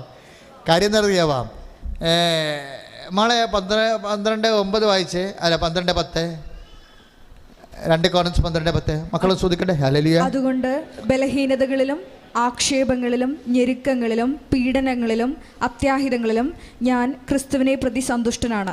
എൻ്റെ മുകളിലുള്ള വായിച്ച് 11 വായിച്ചേ. എന്നാൽ അവിടുന്ന് എന്നോട് അരുളി ചെയ്തു, നിനക്കെന്റെ കൃപ മതി. എന്റെ കൃപ മതി. എന്തെന്നാൽ ബലഹീനതയിലാണ് എന്റെ ശക്തി പൂർണ്ണമായി പ്രകടമാകുന്നത്. Praise the Lord. ഹല്ലേലൂയ. ആ വാക്ക് ഭയങ്കര മാത്തമാറ്റിക്കലായിട്ട് ഇട്ടിരിക്കുകയാണ്. എന്തെന്നാൽ ബലഹീനതയിലാണ് ശക്തി പ്രകടമാകണമെന്നല്ല, ശക്തി പൂർണ്ണമായി പ്രകടമാകുന്നത്, അല്ലേ? എന്നിട്ട് പറയും, ഞാൻ ബലഹീനായിരിക്കുമ്പോഴാണ് ഞാൻ ശക്തനായിരിക്കുന്നത്. അപ്പോൾ ഇനി കൃപയുടെ കൃപയുടെ അർത്ഥികൾ, വൈദിക വിദ്യാർത്ഥികളെന്ന് പറഞ്ഞ പോലെ കൃപയുടെ അർത്ഥികൾ, നമ്മൾ കൃപയുടെ അർത്ഥികളാണ്. കൃപ എന്ന് പറഞ്ഞാൽ എന്താണ്? ഇപ്പം എന്താ പറഞ്ഞിരിക്കുന്നത്? നിനക്കെൻ്റെ കൃപ മതി. എന്തെന്നാൽ ബലഹീനതയിലാണ് ദൈവത്തിൻ്റെ കൃപ പ്രവർത്തിക്കണമെന്ന് ഇപ്പം നിനക്കെൻ്റെ കൃപ മതി എന്ന് പറഞ്ഞില്ലേ? നിനക്കെൻ്റെ കൃപ മതി എന്നിട്ട് പറഞ്ഞ് എന്തെന്നാൽ ബലഹീനതയിലാണ് ദൈവത്തിൻ്റെ കൃപ പ്രവർത്തിക്കുന്നത് എന്ന് പറയുന്നതിന് പകരം സമാന പദം എന്താ ഉപയോഗിച്ചിരിക്കുന്നത്? ദൈവത്തിൻ്റെ ശക്തി പ്രവർത്തിക്കണത്. മനസ്സിലായില്ലേ? അപ്പം കൃപയെന്ന് പറഞ്ഞാൽ എന്താണ്? ദൈവത്തിൻ്റെ ശക്തി, ദൈവശക്തിയാണ്. ഈ ദൈവത്തിൻ്റെ ശക്തി എപ്പോൾ പ്രവർത്തിക്കുന്നു? പൗലോസ് അനുഗ്രഹത്തിന് വേണ്ടിയാണ് പ്രാർത്ഥിക്കുന്നത്. എന്തിനാണ് വേണ്ടി പ്രാർത്ഥിക്കുന്നത്? അൾസർ മാറാൻ വേണ്ടി പ്രാർത്ഥിക്കുന്നു, അല്ലേ? എൻ്റെ മക്കളെ, അനുഗ്രഹത്തിന് വേണ്ടിയാണ് നമ്മളെല്ലാവരും പ്രാർത്ഥിക്കത്തുള്ളൂ, ഇല്ലേ? മകളെ കല്യാണം നടക്കാൻ വേണ്ടി പ്രാർത്ഥിക്കും, വീട് കിട്ടാൻ വേണ്ടി പ്രാർത്ഥിക്കും, അല്ലേ? രോഗം മാറാൻ വേണ്ടി പ്രാർത്ഥിക്കും, അങ്ങനെ ടെസ്റ്റ് പാസ്സാകാൻ വേണ്ടി പ്രാർത്ഥിക്കും, ഇൻ്റർവ്യൂവിന് കയറി പറ്റാൻ വേണ്ടി. അപ്പോൾ മനുഷ്യൻ അനുഗ്രഹത്തിന് വേണ്ടിയാണ് പ്രാർത്ഥിക്കത്തുള്ളൂ. അത് തെറ്റൊന്നുമില്ല. പൗലോസ് അപ്പോസ്തലനും അനുഗ്രഹത്തിന് വേണ്ടിയാണ് പ്രാർത്ഥിച്ചത്. എന്നിട്ട് ദൈവം പറയുകയാണ്, മകനെ, ഇതിൻ്റെ അകത്ത് ഈ അൾസറിൻ്റെ അകത്തൊരു ദൈവരാജ്യമുണ്ട്. എന്താണത്? ഇപ്പോൾ പീലാത്തോസ് കൈ കഴുകി, യൂദാസ് ഒറ്റിക്കൊടുത്ത്, പത്രോസ് തള്ളിപ്പറഞ്ഞ്, അതിൻ്റെ അകത്തൊരു ദൈവരാജ്യമുണ്ട്. അത് ഈശോയുടെ ഒരു മനുഷ്യരാജ്യമുണ്ട്. ഈശോ പറഞ്ഞു, അപ്പ ഈ പാനപാത്രം കടന്നു പോകട്ടെ എന്ന് പറഞ്ഞു, അല്ലേ? അതാണ് ഈശോൻ്റെ രാജ്യം. അപ്പോൾ 3 പ്രാവശ്യം പ്രാർത്ഥിച്ചിട്ട് അത് കടന്നു പോകുന്നില്ല. പൗലോസ് തന്നെ 3 പ്രാവശ്യം അൾസർ പ്രാർത്ഥിച്ചിട്ടും അൾസർ കടന്നു പോകുന്നില്ല. എൻ്റെ ദൈവരാജ്യം വരാൻ പോണ വഴി കണ്ടില്ലേ? പിടികിട്ടിയാ മക്കൾ? പിടികിട്ടിയാ? അപ്പം നമ്മളൊരു വിഷയം, ഇപ്പം നിങ്ങൾ എന്നോട് പറയാനുണ്ട്, അച്ഛാ ഞാൻ ഇത്രയും പ്രാർത്ഥിച്ചിട്ടും ഒരു അനക്കവും ഇല്ലെന്ന് പറയുമ്പോൾ എന്താ കാര്യം? ഞാൻ പറയും, ഇനിയും പ്രാർത്ഥിക്കാൻ പറയും. എന്താ കാര്യം അറിയാമോ?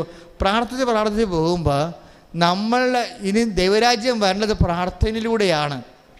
എപ്പോഴും ഓർക്കേണ്ട കാര്യം എങ്ങനെയാണ്? ഇപ്പം ഈശോയും പ്രാർത്ഥിച്ചില്ലേ 3 പ്രാവശ്യം, പൗലോസും പ്രാർത്ഥിച്ചില്ലേ 3 പ്രാവശ്യം. ഇവർക്ക് രണ്ടവർക്ക് ശാരീരികമായ ക്ലേശം വന്നപ്പോഴല്ലേ അവർ പ്രാർത്ഥിച്ചത്, ഇല്ലേ? പ്രാർത്ഥനയിലൂടെയാണ് ദൈവരാജ്യം വരണത്. പ്രാർത്ഥനയിലൂടെയാണ്. പക്ഷെ പ്രാർത്ഥന ഒരു ടൈം കഴിഞ്ഞാൽ കേൾക്കുന്നില്ലെങ്കിൽ എന്തു ചെയ്യും? പൗലോസിൻ്റെ പ്രാർത്ഥന കേട്ടില്ലല്ലോ, കേട്ടോ? ഈശോൻ്റെ പ്രാർത്ഥന കേട്ടോ? ഇല്ല. ഈശോൻ്റെ പ്രാർത്ഥന കേൾക്കാഞ്ഞപ്പോൾ ഈശോ പറഞ്ഞപ്പാ, എൻ്റെ ഇഷ്ടമല്ല അങ്ങയുടെ ഇഷ്ടം നിറവേറട്ടെ. ഈ അങ്ങയുടെ ഇഷ്ടമെന്ന് പറയണത് എന്താ? അങ്ങയുടെ ഇഷ്ടം നിറവേറ്റി കഴിഞ്ഞാൽ എന്ത് സംഭവിക്കും? ദൈവത്തിൻ്റെ മഹത്വം സംഭവിക്കും. ദൈവത്തിൻ്റെ മഹത്വം സംഭവിച്ചാൽ ഇന്നലെ നമ്മൾ കണ്ടു എന്ത് സംഭവിക്കും? ദൈവത്തെ മഹത്വപ്പെടുത്തി വിശ്വാസത്തിൽ വളരും. എങ്ങനെ വളരും? അതേ യേസ് ജീസസ്, ഈ എല്ലാത്തിനോടും യേസ് ജീസസ് പറയണതാണ് വിശ്വാസ വളർച്ചയെന്ന് പറയുന്നത്. ആ ഗാനം കാര്യം എന്താ പറയണത്? Yes my lord, it is correct, I am a dog, അല്ലേ? കർത്താവേ, ഞാൻ പട്ടിയാണ്, പക്ഷേ നീ യജമാനാണ്. യജമാൻ്റെ മേശയിൽ നിന്ന് വീഴുന്ന കപ്പക്കഷ്ണങ്ങൾ പട്ടികൾ തിന്നാറ്. Yes my lord. പണ്ട് മാർത്ത ആങ്ങളെ ചീഞ്ഞ് ദുർഗന്ധം വഹിച്ചപ്പോൾ കുഴിമാടത്തിൻ്റെ അടുത്ത് മാർത്ത നിൽക്കുക. അപ്പോൾ മാർത്തായോട് ചോദിച്ച്, എവിടെയാണ് അടക്കിയിരിക്കണേ? അപ്പോൾ പറഞ്ഞു, കർത്താവ് അടുക്കണ്ട മണവാണ് കേട്ടാ. പണ്ട് നീ എൻ്റെ വീട്ടിൽ വന്നപ്പോൾ അവൻ്റെ അടുത്തിരുന്നപ്പോഴുള്ള അവസ്ഥ അല്ല അവൻ്റെത്. അവൻ പോയി കർത്താവ് എന്ന് പറഞ്ഞു. ഭയങ്കര ഹൃദയഭേദകമാണ് മാർത്താടെ. എന്നിട്ടും എനിക്ക് മാർത്തായോട് ഭയങ്കര ജീവനാണ് എനിക്ക്. എന്താ വെച്ച് കഴിഞ്ഞാൽ ഈശോ എപ്പോഴും എന്ന് പറയുമ്പോൾ, നീ ലുക്ക് ടു മാർത്ത. എന്താ കാര്യം വെച്ച് കഴിഞ്ഞാൽ, ഈ ജീവിതത്തിൻ്റെ എല്ലാ കാലാവസ്ഥകളിലും ഇവൾ ഈശോയിനിടയ്ക്ക് നിന്ന് മാറത്തില്ല. ഇവക്കെല്ലാം നഷ്ടപ്പെട്ടേ. അവളുടെ ആകെപ്പാടെ ഒരു ആങ്ങളെ ഉണ്ടായിരുന്നു. ആണും തൂണും തണലും താങ്ങുമൊക്കെ ഇടുന്ന പാർട്ടി ആളെ പോയി. ആളെ പോയിട്ട് ഈശോനെ കൊണ്ട് ഒരു പ്രയോജനവും ഇല്ല. അവളുടെ വീട്ടിൽ മരിച്ചിട്ടും രോഗമായിട്ടും വന്നില്ല, മരിച്ചിട്ടും വന്നില്ല, ചീഞ്ഞിട്ടും വന്നില്ല. അവസാനമാണ് വരണത്. അവസാനം വരുമ്പോഴേ ഈ നായിമിലെ വിധവയെപ്പോലെ, ഈ കാനങ്കാരിയെപ്പോലെയാണ് മാർത്തായി നിൽക്കുന്നത് അവിടെ. മാർത്ത പറയുന്നത്, അപ്പോഴും മാർത്തക്ക് പരിഭവമില്ലല്ല. മാർത്ത പറയും, ഈശോ ഉണ്ടായിരുന്നെങ്കിൽ ആള് പോകത്തില്ലായിരുന്നു, എനിക്കറിയാമെന്ന് പറയും. അത് ഈശോയുടെ വിശ്വാസം തന്നെ പറയണത്, സ്നേഹം കൊണ്ട് പറയണതാണ്. അപ്പോൾ ഈശോ പറയും, നിൻ്റെ സഹോദരൻ ഉയർത്തെഴുന്നേൽക്കും. അപ്പോൾ നമുക്കറിയാം ലാസ്റ്റാണ് ഈശോ ഉയർപ്പിച്ചതെന്ന്. മാർത്തക്ക് അറിയത്തില്ല. മാർത്ത പറയും, ഈശോ എനിക്ക് വിശ്വാസമുണ്ടെന്ന് പറയും. എനിക്ക് വിശ്വാസമുണ്ട്. എന്താ കാര്യം? അന്തിമ നാളിൽ പുനരുത്ഥാന ഘട്ടത്തിൽ അവൻ ഉയർത്തെഴുന്നേൽക്കുമെന്ന് എനിക്കറിയാം. അപ്പോൾ ഈശോ പറഞ്ഞു, ഞാൻ പുനരുത്ഥാനവും ജീവനുമാകുന്നു, നീ ഇത് വിശ്വസിക്കുന്നുവോ എന്ന് ചോദിച്ചപ്പോൾ ഉടനെ മാർത്ത പറയും, ഉവ്വ കർത്താവേ, യേസ് മൈ ലോർഡ്. രണ്ടുപേരും യേസ് പറഞ്ഞ കണ്ടില്ലേ? കനങ്കാരി യേസ് പറഞ്ഞു, yes my lord, I am dog. ശരിയാണ് കർത്താവ്, ഞാൻ പട്ടിയാണ്. ഇവളെന്താ പറയണത്? വിശ്വാസത്തിൻ്റെ 4ാം കാലിൽ നിൽക്കുമ്പോൾ നമ്മൾ ബിഗ് സീറോ ആകുമ്പോൾ നമ്മൾ യേസ് പറയും. മാർത്ത എന്താ ബിഗ് സീറോ ആയിരിക്കുകയാണ്. ഇനി നാഴി അരി മേടിച്ച് കൊടുക്കാൻ, അത് വിറ്റ് വേലെടുത്ത് കൊടുക്കാൻ ആളില്ല, ഒന്നുമില്ല ജീവിതത്തിൽ. കലമൊക്കെ കാലിയ, മാർത്താടെ കഞ്ഞിക്കലം അരിക്കലമൊക്കെ കാലിയായിരിക്കുകയാണ്. നാളെ എങ്ങനെ ആഹാരം കഴിക്കുമെന്ന് അവക്കറിയില്ല. ഉള്ള ആൾ ചീഞ്ഞിരിക്കുകയാണ്. അപ്പോഴും ഇവൾ യേസ്മയിലോട് പറയും. വിശ്വാസം ഒരു യേസ്മയിലോടാ. നിൻ്റെ കടത്തിൻ്റെയും നിൻ്റെ രോഗത്തിൻ്റെയും നിൻ്റെ ജീവിതത്തിൻ്റെ എല്ലാ ദുരിതങ്ങളുടെ അപ്പുറത്ത് യേസ് പറയുമ്പോഴെന്ത് പറയും? ആ യേസിൻ്റെ ഉത്തരം എന്താ? യേശുവിനെ മാത്രം ആശ്രയിച്ചാണ് നിൽക്കണത്. എന്താ കഴിയും? കർത്താവേ, ഈശോ പറഞ്ഞില്ലേ, ഞാൻ ജീവിക്കുകയാണെങ്കിൽ നീയും ജീവിക്കും. അപ്പോൾ എന്താണ്? എനിക്ക് കടമുണ്ടാകാം, എനിക്ക് രോഗങ്ങളുണ്ടാകാം, പക്ഷെ എന്താണ്? എൻ്റെ കർത്താവ് ജീവിക്കുന്നു, അതിനാൽ ഞാനും ജീവിക്കുമെന്ന്. 17:19 എൻ്റെ കർത്താവ്. അതാണ് വിശ്വാസം. Yes my Lord. കനങ്കാരി പറഞ്ഞ യേസാണ്. മാർത്ത ആങ്ങളെ ചീഞ്ഞപ്പോഴും പറഞ്ഞത് യേസാണ്. മക്കളെ, നമ്മൾ യേസ് പറഞ്ഞ് യേശുവിൻ്റെ കൃപയാൽ നിറയും. കൈ അടിച്ച് കർത്താവിനെ ചൂണ്ട. ഹല്ലേലൂയ.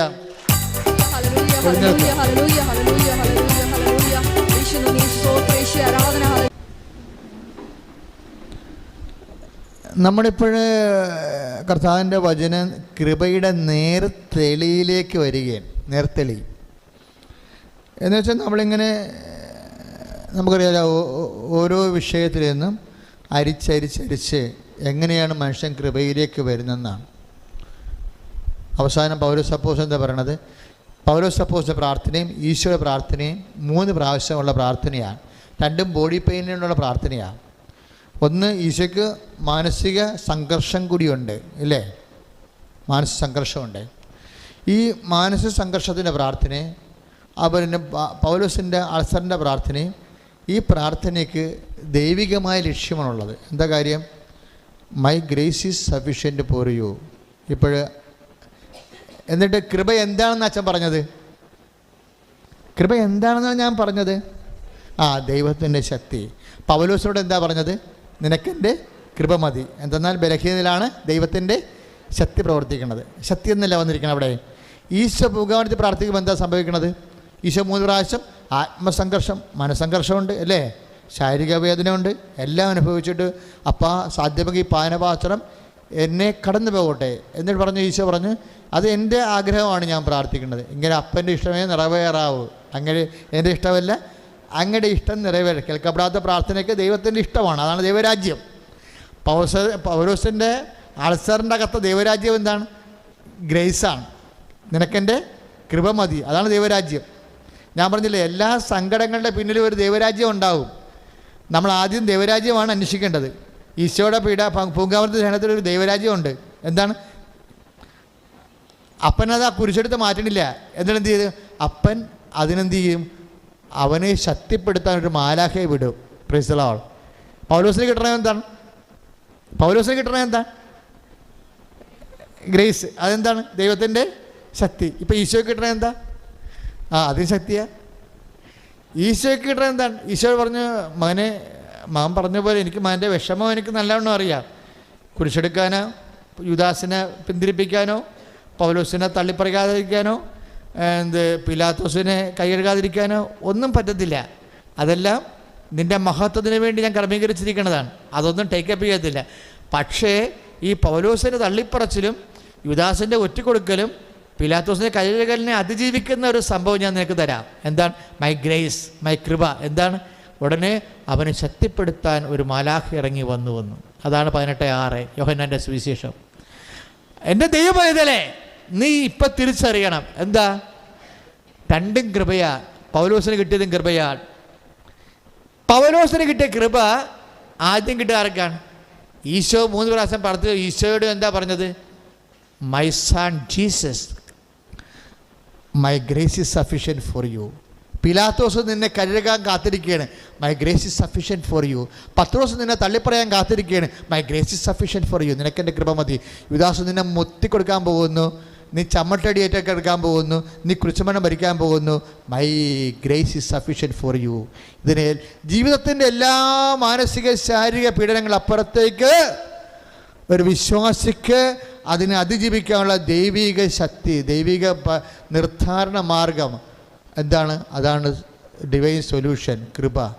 ഒന്ന് പ്രാർത്ഥിച്ച്. ദൈവത്തിൻ്റെ ശക്തി. കർത്താവായ ദൈവമേ, എൻ്റെ ജീവിത സാഹചര്യങ്ങളിലെ, എൻ്റെ ജീവിത മണ്ഡലങ്ങളിലെ ഞാൻ അനുഭവിക്കുന്ന മാനസികവും ശാരീരികമായ എല്ലാ സംഘർഷങ്ങളുടെയും ഉത്തരം, ദൈവിക ഉത്തരം അങ്ങയുടെ കൃപ, അങ്ങയുടെ ശക്തിയാണെന്ന് ഞാൻ അറിഞ്ഞുകൊണ്ട് ആ കൃപയ്ക്ക് വേണ്ടി പ്രാർത്ഥിക്കുന്നു. ശ്രുതിക്കട്ടെ. ഹല്ലേലൂയ.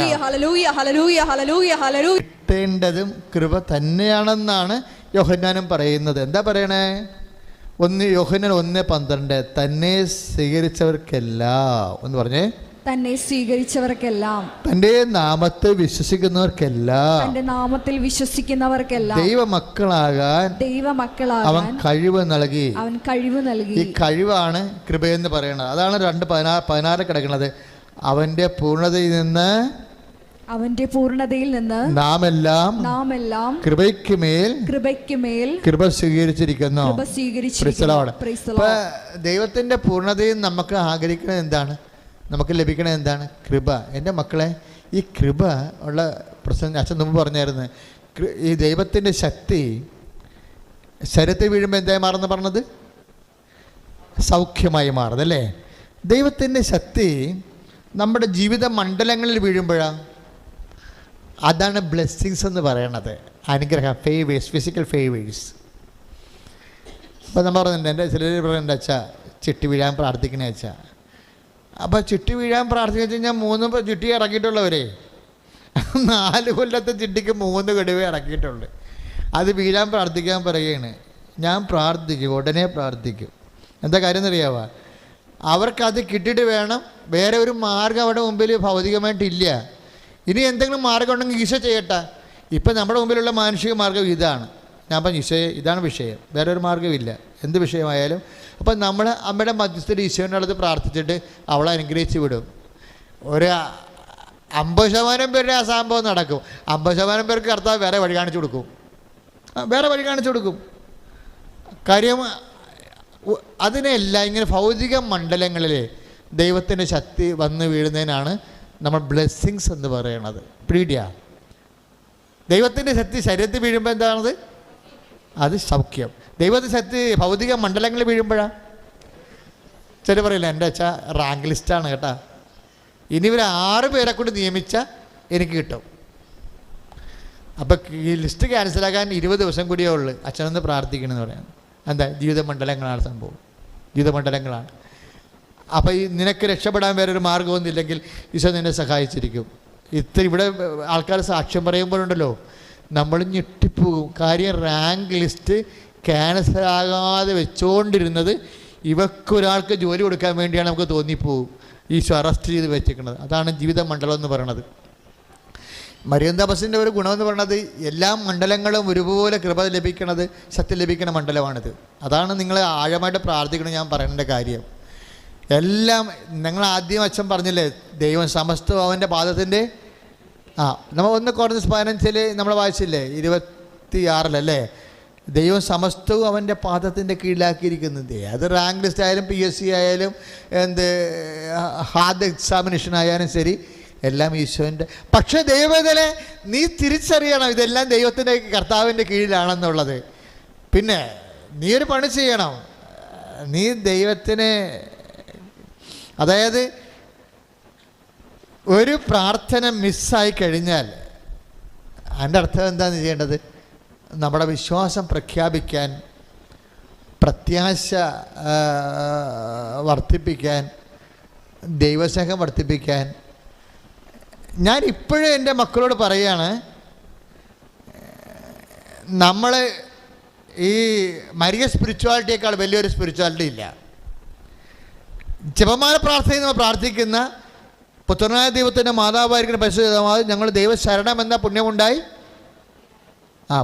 ശരണം എന്ന് പറഞ്ഞാൽ എന്താണ്? പ്രത്യാശ അല്ലേ? ഇല്ലേ? പ്രത്യാശ. ഇപ്പം 60 വയസ്സായി, ഇപ്പോഴും പ്രത്യാശ നിങ്ങൾക്ക് കിട്ടിയിട്ടില്ല എന്നുണ്ടെങ്കിൽ, ഇപ്പോഴും നിരാശ നിങ്ങൾക്ക് തോന്നണുണ്ടെങ്കിൽ, നമ്മളിപ്പോഴും ആദ്യ ലെവലിൽ കിടക്കുക. ഒരു വിഷയത്തിൽ, ഇതെന്ത് വിഷയം ആയിക്കൊള്ളട്ടെ, നിങ്ങൾക്ക് ഇപ്പോഴും നിരാശയാണെങ്കിൽ അതിൻ്റെ അർത്ഥം എന്താ? വിശ്വാസമുണ്ട്. First level. നമുക്ക് 3 ലെവലുണ്ടല്ലോ ആത്മീയ ജീവിതത്തിൽ. 3 ലെവലുണ്ട്. വിശ്വാസ ലെവലുണ്ട്, പ്രത്യാശയുടെ ലെവലുണ്ട്, ദൈവസ്നേഹത്തിൻ്റെ ലെവലുണ്ട്, ഇല്ലേ? ഇപ്പം ഈ 90% വിശ്വാസികൾ വിശ്വാസ ലെവലിൽ നിന്ന് മുന്നോട്ട് കയറത്തില്ല. കാര്യം അറിയില്ല. അതാണ് സംഭവം. അറിയില്ല എന്താണ് അടുത്ത ലെവലെന്നറിയും. നമ്മളെപ്പോഴും പ്രാർത്ഥിക്കും, പുത്രനായ ദൈവത്തിൻ്റെ മാതാവായിരിക്കുന്ന പരിശുദ്ധ മാതാവേ ഞങ്ങൾ ദൈവ ശരണം എന്ന പുണ്യമുണ്ടായി വർദ്ധിക്കണമെന്ന് പറയും. എന്നാൽ മകൾ ഇങ്ങോട്ട് വാ എന്ന് പറഞ്ഞ് മകളെ വിളിച്ചിട്ട് പുണ്യം വർദ്ധിപ്പിക്കാൻ നോക്കുമ്പോൾ കല്ലേ കർത്താവ് ഇതായിരുന്നാ ഞാൻ ഉടനെ 4 കാലം ഓടിക്കളയും. പുണ്യം വർദ്ധിക്കണമെങ്കിൽ എന്ത് ചെയ്യണം? പ്രത്യാശ നമ്മളെ നിരാശരാക്കുന്നില്ല, അല്ലേ? റോമ 5:5 എന്താ പറയണത്? കഷ്ടത സഹനശീലവും. പറഞ്ഞേ, കഷ്ടത സഹനശീലവും, സഹനശീലം ആത്മധൈര്യവും, ആത്മധൈര്യം പ്രത്യാശയും. ഈ പ്രത്യാശ റെഡിമെയ്ഡ് അല്ല. പ്രത്യാശ പറഞ്ഞെങ്കിൽ അതിൻ്റെ ഇപ്പം നമ്മൾ ഒരു തമാശ ഞാൻ എവിടെയോ വായിച്ചതാണ്. എന്നെ കോളേജിൽ എടുത്തില്ല. എന്താണ് നിന്നെ കോളേജിൽ എടുക്കാൻ, നിനക്ക് അഡ്മിഷൻ കിട്ടാൻ കാര്യം ആ പഹയന്മാർ പറയണേ 10ാം ക്ലാസ് പാസ്സാകണമെന്ന് കോളേജ് എടുക്കണമെന്ന്. ഏതൊരു സിനിമയിലുള്ള ഞാൻ ഇവിടെ നിന്ന് കേട്ടാണ് സാധനം. അതായത് എന്നെ കോളേജിൽ എടുത്തില്ല. എന്താ എന്നെ കോളേജ് എടുക്കാൻ, നിനക്ക് എന്താ അഡ്മിഷൻ കിട്ടാൻ കാരണം? ആ പഹയന്മാർ പറയണേ 10ാം ക്ലാസ് പാസ്സാകണമെന്ന്. അപ്പോൾ ഇവന് ഏതാണ്ട് 4ാം ക്ലാസ്സാണ് പറ്റണേ. ഇവിടെ പ്രശ്നം കിടക്കണത് പ്രത്യാശ എന്ന് പറയണത് ഇതിൻ്റെ ഒരു +1 ആണ്. 10ാം ക്ലാസ് പാസ്സാകണം, വിശ്വാസം പാസ്സാകണം. അതിൻ്റെ അടുത്ത് പ്രത്യാശ എന്ന് പറയുമ്പോഴേ നമ്മൾ ശ്രദ്ധിക്കേണ്ടതെന്ന് വെച്ച് കഴിഞ്ഞാൽ, ആദ്യം എന്താ പറയുന്നത്? നേരിട്ട് റെഡിമെയ്ഡ്. എന്നാൽ മകൾ ഇങ്ങോട്ട് വാ, ഒരു കുപ്പി പ്രത്യാശ കൊണ്ടുപോകും, വലിച്ചു കയറ്റാൻ പറയും, നടക്കത്തില്ല പരിപാടി. എന്താ പറയണത്? കഷ്ടത സഹനശീലം ഉണ്ടാക്കണം. സഹനം ഉണ്ടായാൽ മാത്രം പോരാ, ശീലം, habit. What is habit? Repeated action. അതാണ് സംഭവം. റോമ എഴുതുമ്പോൾ എഴുതി ഒപ്പിച്ച് വെച്ചിരിക്കണം അത്. റോമ 5:5 കഷ്ടത സഹനശീലമെന്ന്. സഹനം ശീലമാക്കണമെന്ന്. ശീലം എന്ന് പറഞ്ഞാൽ എന്താണ്? ഹാബിറ്റാണ്. ഹാബിറ്റ് എന്താ? റിപ്പീറ്റഡ് ആക്ഷനാണ് ഹാബിറ്റ്. ആവർത്തിച്ച് സംഭവിക്കുന്ന വിഷയത്തിനാണ് ഹാബിറ്റ് എന്ന് പറയണത്. ഒരു വീഡിയോ വലിച്ച് കഴിഞ്ഞാൽ ഹാബിറ്റ് ആകത്തില്ല. വീഡിയോ വലിച്ച് കഴിയുമ്പോഴാണ്, കുറേ ശീലമായി കഴിയുമ്പോഴാണ് കഷ്ടത ആണ് ശീലമാക്കേണ്ടതെന്ന്. കഷ്ടത സഹനശീലവും, സഹിക്കാനുള്ള ശീലവും. സഹനശീലം എന്താണ്? പ്രത്യാശ. പ്രത്യാശ ഈ സഹനശീലത്തിൽ നിന്ന് നമ്മൾ പ്രാർത്ഥിച്ചുണ്ടാക്കിയതാണ് സാധനമേ. പുത്രൻ തമ്പുരാനെ മാതാവായിരിക്കുന്ന പരിശുദ്ധ ദേവമാതാവ് ഞങ്ങൾ പ്രത്യാശ ഉണ്ടായി വർദ്ധിക്കാൻ പറയുമ്പോൾ അതിനാണ് കഷ്ടത സഹനശീലം തരണത്. സഹനശീലം പ്രത്യാശ നമുക്ക് നൽകുന്നു. പ്രത്യാശ കിട്ടിയെന്നെങ്ങനെ മനസ്സിലാക്കും? പ്രത്യാശ നമ്മളെ നിരാശരാക്കുന്നില്ല. അതാണ് അഭിഷേകം, അനോയിൻറ്റിങ് എന്ന് പറയും. മക്കളെ, ഈ വിശ്വാസമായാലും പ്രത്യാശയായാലും ദൈവസ്നേഹമായാലും ദൈവിക വിധിപ്രകാരമുള്ളതെല്ലാം ഇൻസ്റ്റാളേഷൻ പ്രോസസ്സ് അനോയിൻറ്റിങ് ആണ്. അത് നമ്മളിലേക്ക് ആയിത്തീരണതിൻ്റെ പ്രക്രിയ അഭിഷേക വിധിപ്രകാരമാണ്. അതാണ് പ്രത്യാശ നമ്മളെ നിരാശരാക്കുന്നില്ലെന്ന് പറഞ്ഞില്ലേ. നമുക്കൊരു വിഷയം ഇപ്പം നമ്മൾ 3 പ്രാവശ്യം IELTS തോറ്റ്. എൻ്റെ വെച്ചാൽ ഞാൻ ആദ്യം ഹിയറിങ്ങിന് പോയി, പിന്നെ അത് ഇപ്പം ഈ പ്രാവശ്യം റൈറ്റിങ്ങിന് പോയി. ഇപ്പം എന്നാ പറയുന്നത് വെച്ചാൽ ഇപ്പോഴ് 4ാം പ്രാവശ്യം എഴുതിയപ്പോൾ നേരത്തെ സ്പീക്കിംഗ് കിട്ടുമായിരുന്നു. ഇപ്പം 4ാം പ്രാവശ്യം എഴുതിയപ്പോൾ റൈറ്റിംഗ് കിട്ടി, സ്പീക്കിംഗ് പോയി. മണ്ണാങ്കട്ട മാങ്ങാത്തൊരു ഞാൻ ഈ പരിപാടിക്കില്ലെന്ന് പറഞ്ഞു. ഞാൻ മടുത്തച്ചാന്ന് പറയാം. നിരാശയില്ല സാധനം. എന്താ കാര്യം? അവിടെ എന്താ വേണ്ടത്? ഇവൾക്ക് അഭിഷേകം കിട്ടിയാൽ മതി ആ കാര്യത്തിൽ. ഇപ്പം ആദ്യം കിട്ടിയ സ്പീക്കിങ് 4ാമത്തെ പരീക്ഷയ്ക്ക് പോയി. ഇവിടെ എന്താ വേണ്ടത്? ഇപ്പം ഇവൾക്ക് നിരാശയായി. ബൈബിൾ എന്താ പറയണത്? പ്രത്യാശ നിങ്ങളെ നിരാശരാക്കുന്നത്. അപ്പം നമുക്കൊരു സാധനം പ്രത്യാശ എന്ന് പറഞ്ഞ അനോയിൻറ്റിങ് അഭിഷേകം നടന്നിട്ടില്ല ഇല്ലേ? എൻ്റെ ദൈവവേദന ഇതിന് മരിയൻ കൃപാഭിഷേകമല്ല, പിന്നെ എന്നാ ഉള്ളത്? ഇവിടെ നിങ്ങൾ പ്രാർത്ഥിക്കണം, കർത്താവ് എനിക്കിങ്ങനെ ഇടക്കിടക്ക് 2 പ്രാർത്ഥിക്കും, 3ാമത്തെ പ്രാവശ്യം വീണ്ടില്ലെങ്കിൽ എനിക്ക് നിരാശ വരും. അപ്പോൾ എനിക്ക് അതിൻ്റെ അഭിഷേകം കിട്ടിയിട്ടില്ല. ഇതെല്ലാം അഭിഷേകമാണല്ലോ. ഇതെല്ലാം ദൈവത്തിൽ നിന്ന് നമുക്ക് ലഭിക്കുന്ന. ഇപ്പോൾ എന്താണ് ഭൗതിക അച്ഛൻ മുമ്പ് എന്താ പറഞ്ഞത്? ഭൗതിക വിധിപ്രകാരം ഭൗതിക മണ്ഡലങ്ങളിൽ ദൈവത്തിൻ്റെ ശക്തി വരുമ്പോൾ എന്തായി മാറുമെന്നാണ് പറഞ്ഞത്? ബ്ലെസ്സിങ്സ്, ഫിസിക്കൽ ഫേവേഴ്സ് അല്ലേ? അപ്പോൾ ദൈവത്തിൻ്റെ ശക്തി ബോഡിയിൽ വീഴുമ്പോൾ അത് സൗഖ്യം. ദൈവത്തിൻ്റെ ശക്തി ജീവിത മണ്ഡലങ്ങളിൽ വീഴുമ്പോൾ അത് ബ്ലെസ്സിങ്സ്, അനുഗ്രഹം. ദൈവത്തിൻ്റെ ശക്തി ആത്മാവിലേക്ക് വീഴുമ്പോഴാണ് അതാണ് കൃപയെന്ന് പറയുന്നത്. ശക്തി തന്നെ, എല്ലാം ശക്തി തന്നെ, പക്ഷേ വീഴുന്ന സ്ഥലത്തിനാണ് വ്യത്യാസം. അതുകൊണ്ടാണ്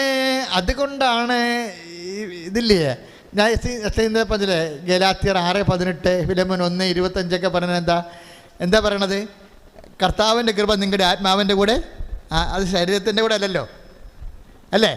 കർത്താവിൻ്റെ ഗലാത്യർ 6:18 ഫിലെമോൻ 1:25 പറഞ്ഞത് എന്താണ്? എന്താ പറഞ്ഞത്? കർത്താവിൻ്റെ കൃപ എന്ന് പറഞ്ഞ മക്കളെ, കർത്താവിന്റെ കൃപ നിങ്ങളുടെ ആത്മാവിന്റെ കൂടെ ഉണ്ടാവട്ടെ. ഇതാണ് ശ്രദ്ധിക്കേണ്ടത് എൻ്റെ മക്കള്. കാര്യം അച്ഛൻ ആദ്യം അൺഹേഡ് പ്രെയർ പറഞ്ഞില്ലേ? നമ്മൾ കേൾക്കപ്പെടാത്ത പ്രാർത്ഥനയിൽ എന്ത് സംഭവിക്കണമെന്നാണ് പറഞ്ഞത്? ദൈവരാജ്യം, ദൈവത്തിൻ്റെ ഇഷ്ടമല്ലേ അവിടെ നിറവേറണത് ഇല്ലേ? അതാണല്ലോ ദൈവരാജ്യം. ഈ ദൈവരാജ്യമാണ് കൃപയായി കൺവേർട്ട് ചെയ്യണത്. ഒരു പ്രാർത്ഥന ദൈവം കേട്ടില്ലെങ്കിൽ അതിൻ്റെ അർത്ഥം നമ്മുടെ രാജ്യമല്ല. അപ്പം നമ്മൾ പ്രാർത്ഥിക്കണം ദൈവത്തിൻ്റെ ഇഷ്ടമാണ് നിറവേറണത്. ദൈവത്തിൻ്റെ ഇഷ്ടം നിറവേറുമ്പോൾ എന്ത് പറ്റും? ദൈവത്തിന് നാമം പൂജിതമാകും, ദൈവത്തെ മഹത്വപ്പെടുത്തും. അപ്പോൾ റോമ 4:20 അനുസരിച്ചുകൊണ്ട് ദൈവത്തെ മഹത്വപ്പെടുത്തിക്കൊണ്ട് വിശ്വാസത്തിൽ വളരുവിൻ, കൃപയിൽ വളരും. ആ കൃപ എങ്ങോട്ടാണ് പോണത്? നാം ബോഡിയിലോട്ടല്ല വരുന്നത്, നേരെ ആത്മാവിലേക്ക് വരണത്. Praise the Lord. ആത്മാവ് എന്ത് പറ്റും? ഈ കൃപ വർദ്ധിക്കുന്നതനുസരിച്ച്, വിശ്വാസം വർദ്ധിക്കുന്നതനുസരിച്ച്, പ്രത്യാശ വർദ്ധിക്കുന്നതനുസരിച്ച്, ദൈവസ്നേഹം വർദ്ധിക്കുന്നതനുസരിച്ച് ആത്മാവിന് എന്ത് പറ്റും? അത് ഉപരി പുണ്യപ്പെട്ടുകൊണ്ടിരിക്കും. പുണ്യപ്പെട്ട ആത്മാവെന്ന് പറയത്തില്ലേ? എൻ്റെ മക്കളെ, ആത്മാവിൻ്റെ പുണ്യപൂർണ്ണതയ്ക്ക് ആനുപാതികമായിരിക്കും സ്വർഗീയ അനുഭവങ്ങൾ. പിടിയ നമ്മുടെ ആത്മാവിൻ്റെ പുണ്യപൂർണ്ണതയ്ക്ക് ആനുപാതികമായിരിക്കും നമുക്ക് ദൈവത്തെ കണ്ട് സന്തോഷിക്കുന്നതിൻ്റെ അനുപാതം. 2 കൊരിന്ത്യർ 15:41. മോളെ 2 ആണോ 1 ആണോ? 1 ആണോ? 1 കൊരിന്ത്യർ 15:41. സ്തുതിക്കട്ടെ മക്കളെ, ഹല്ലേലൂയ.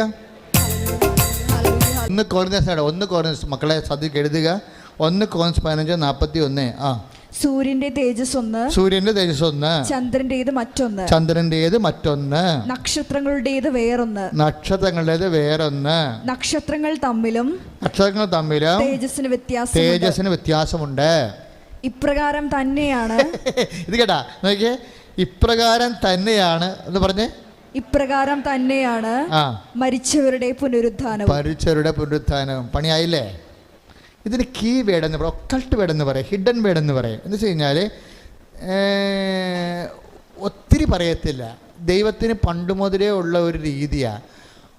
മർമ്മങ്ങളെല്ലാം പൂത്തി വെച്ച് കളയും. അവർ കണ്ണുകൊണ്ട് കാണുക, ചെവി കൊണ്ട് കേൾക്കുക, കൈകൊണ്ട് സ്പർശം മനസ്സിലാക്കാതിരിക്കാൻ വേണ്ടി ഞാനത് നിഗൂഢമാക്കി. ഒക്കൾട്ട് വേണ്ടി നിഗൂഢവചനം. നിഗൂഢവചനം എന്ന് പറഞ്ഞത് ലോകസ്ഥാപനം മുമ്പ് തന്നെ ചെയ്യുന്ന വലിയ ദൈവിക ജ്ഞാനങ്ങളെ പിന്നെയും പറഞ്ഞുകൊണ്ടിരിക്കത്തില്ല. അതൊറ്റ വാക്കിൽ അവസാനിപ്പിച്ച് കളയും. എന്നിട്ട് കേൾക്കാൻ ചെവിയുള്ളവൻ കേൾക്കട്ടെ എന്ന് പറഞ്ഞില്ലേ 13:50 എന്ന് വെച്ച് കഴിഞ്ഞാൽ ദൈവജ്ഞാനം സംവേദിക്കാൻ കഴിവുള്ളവൻ, അതിൻ്റെ പാസ്വേഡ് ഉള്ളവൻ. നമുക്ക് ഈ പാസ്വേഡ് പ്രശ്നമാണ്. ഇപ്പോൾ പാസ്വേഡല്ലേ എല്ലാം. പാസ്വേഡ് ഇല്ലെങ്കിൽ നമുക്ക് എൻ്റർ ചെയ്യാൻ പറ്റത്തില്ല. ഈ പാസ്വേഡ് എന്ന് പറയുന്നതാണ് ഹിഡൻ വേർഡ് എന്ന് പറയണത്. എന്ന് വെച്ച് കഴിഞ്ഞാൽ ഇപ്പം എന്താ പറഞ്ഞിരിക്കുന്നത്? പുനരുത്ഥാനത്തിന് ശേഷം ശരീരങ്ങൾ ഇങ്ങനെ ഇരിക്കും. വിഷയം മാറുകയാണേ. എന്താ പറയണത് എന്ന് പറഞ്ഞ്, പുനരുത്ഥാനത്തിന് ശേഷം ഞാൻ അമ്മയെ കണ്ടില്ലേ നേരിട്ട്. അപ്പോൾ എനിക്കുള്ള ഉറപ്പെന്താണെന്ന് അറിയാമോ? എല്ലാം ഈ ലോകം അനുഭവം വിട്ട് പോയാലും കുഴപ്പമൊന്നുമില്ല. എന്താ കാര്യം? വിശ്വസിക്കണോ അമ്മയെപ്പോലെ ഇരിക്കും. അവസാനം മക്കളല്ല മരണമുണ്ടാ. പക്ഷെ മരണം ഉണ്ടാവാതെ ഇരുന്നിട്ട് അങ്ങനെ മാത്രം. അതായത് ഈശോ എന്നാ പറഞ്ഞത്? ഞാൻ വന്നിരിക്കുന്നത് എന്താ ചോദിച്ചു? 10:10 യോഹന്നാൻ എന്താ 10:10 എന്താ പറഞ്ഞത്? ഞാൻ വന്നിരിക്കുന്നത് അവർക്ക് ജീവനുണ്ടാകുവാനും അത് സമർത്ഥമായി. അവിടെയാണ് പ്രശ്നം കിടക്കണത്. സമർത്ഥമായി എങ്ങനെയെങ്കിലും ജീവനുണ്ടായാൽ മതിയാ. വെന്റിലേറ്റർ കിടക്കണമല്ലോ ആൾക്കാർ, ICUയിൽ അല്ലേ? തീവ്ര പരിചരണ വാർഡിൽ ആൾക്കാർ കിടക്കണില്ലേ? അവിടെ ഇവിടെയും കൊമ്പും കോഴിലൂടെ കിടപ്പുണ്ട്. ജീവനില്ലേ? അങ്ങനെ ഉണ്ടാകാനാണ്? അല്ല.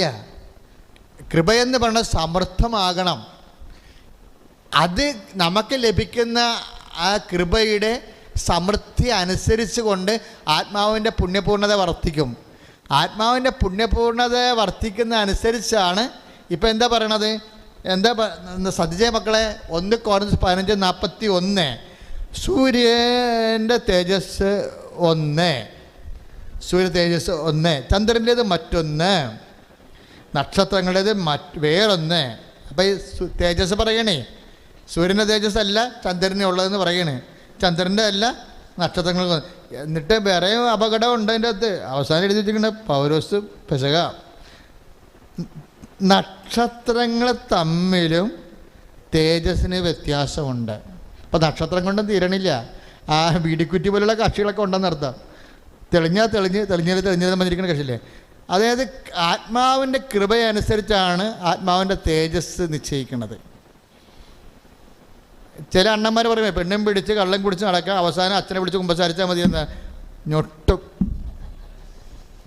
അതാണ് സംഭവം. പിടികിട്ടിയാ?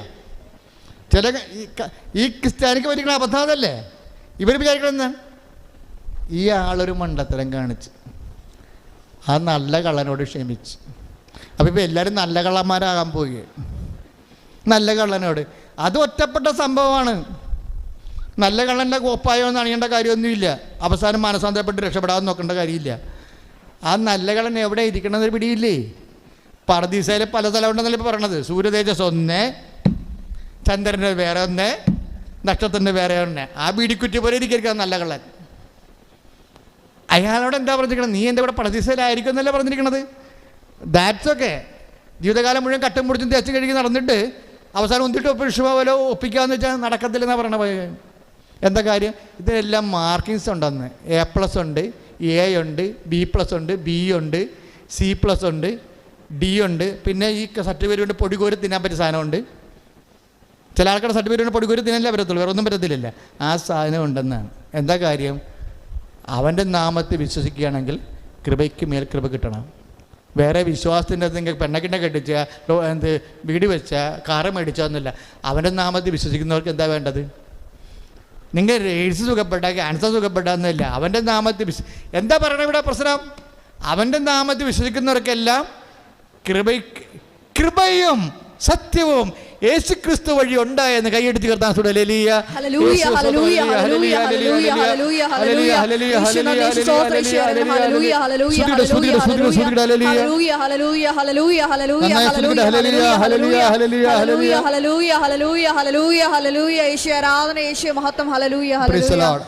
ഇവിടെ എന്നാ പ്രശ്നം വെച്ച് കഴിഞ്ഞാല്, നമ്മളിലെ ദൈവത്തിൻ്റെ ശക്തി ആത്മാവിലേക്ക് നിറയുമ്പോൾ അത് വിശ്വാസം, പ്രത്യാശ, ദൈവസ്നേഹമായിട്ട് നിറയുമ്പോൾ ഇപ്പോൾ ഒരു കാര്യം അറിയാലേ, ഇപ്പം നമ്മൾ വിശ്വാസം എന്നാൽ കണ്ടല്ലേ, കാണപ്പെടാത്ത ഉണ്ടെന്ന് പറഞ്ഞ് പ്രത്യാശ ലഭിക്കുമെന്ന് പറഞ്ഞ് ജീവിതത്തിൻ്റെ ആദ്യ ഘട്ടമാണ് വിശ്വാസം. അതാണ് ഹെബ്രായർ 11:1 നമ്മൾ ഇന്നലെ കണ്ടത്. ഇപ്പം എന്നാ പറയണത്? റോമ 5:5 പറയുകയാണ്. എന്നാ പറയണത്? റോമ 5:5 കട്ടത സഹനശീലവും, സഹനശീലവും ആത്മധൈര്യം, ആത്മധൈര്യം പ്രത്യാശ നമുക്ക് നൽകുന്നു. പ്രത്യാശ നമ്മൾ നിരാശരാക്കുന്നില്ല. നമ്മൾ ചിന്തിക്കുന്ന പരിശുദ്ധാത്മാവ് ദൈവത്തിൻ്റെ സ്നേഹം എന്തെന്ന് നമ്മൾ അറിയുന്നു. അപ്പോഴെന്താ? സ്നേഹത്തിലേക്ക് കടന്നല്ലേ ഇല്ലേ? നമ്മളെന്താ?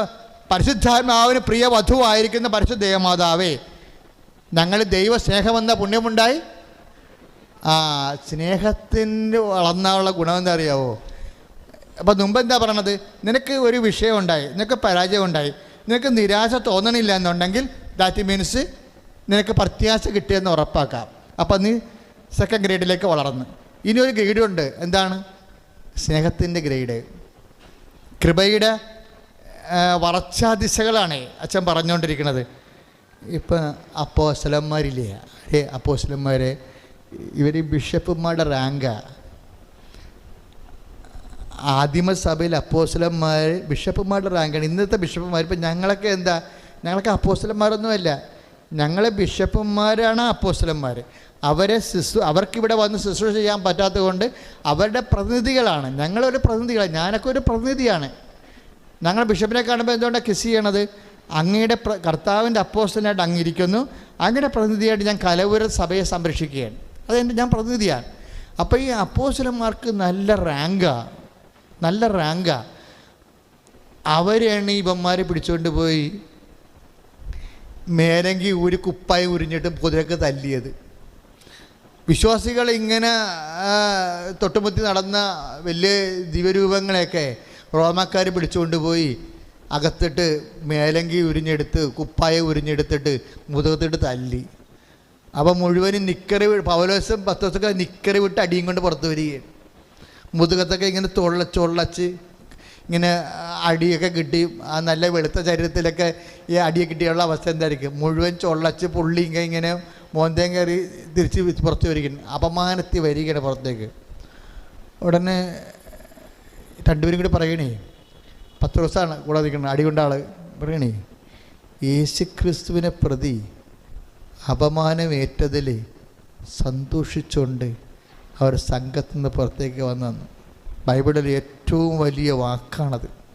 ഒന്ന് പറഞ്ഞേ, യേശുക്രിസ്തുവിനെ പ്രതി അപമാനമേറ്റതിൽ സന്തോഷിച്ചുകൊണ്ട് അവർ സംഘത്തിൽ നിന്ന് പുറത്തു വന്നു.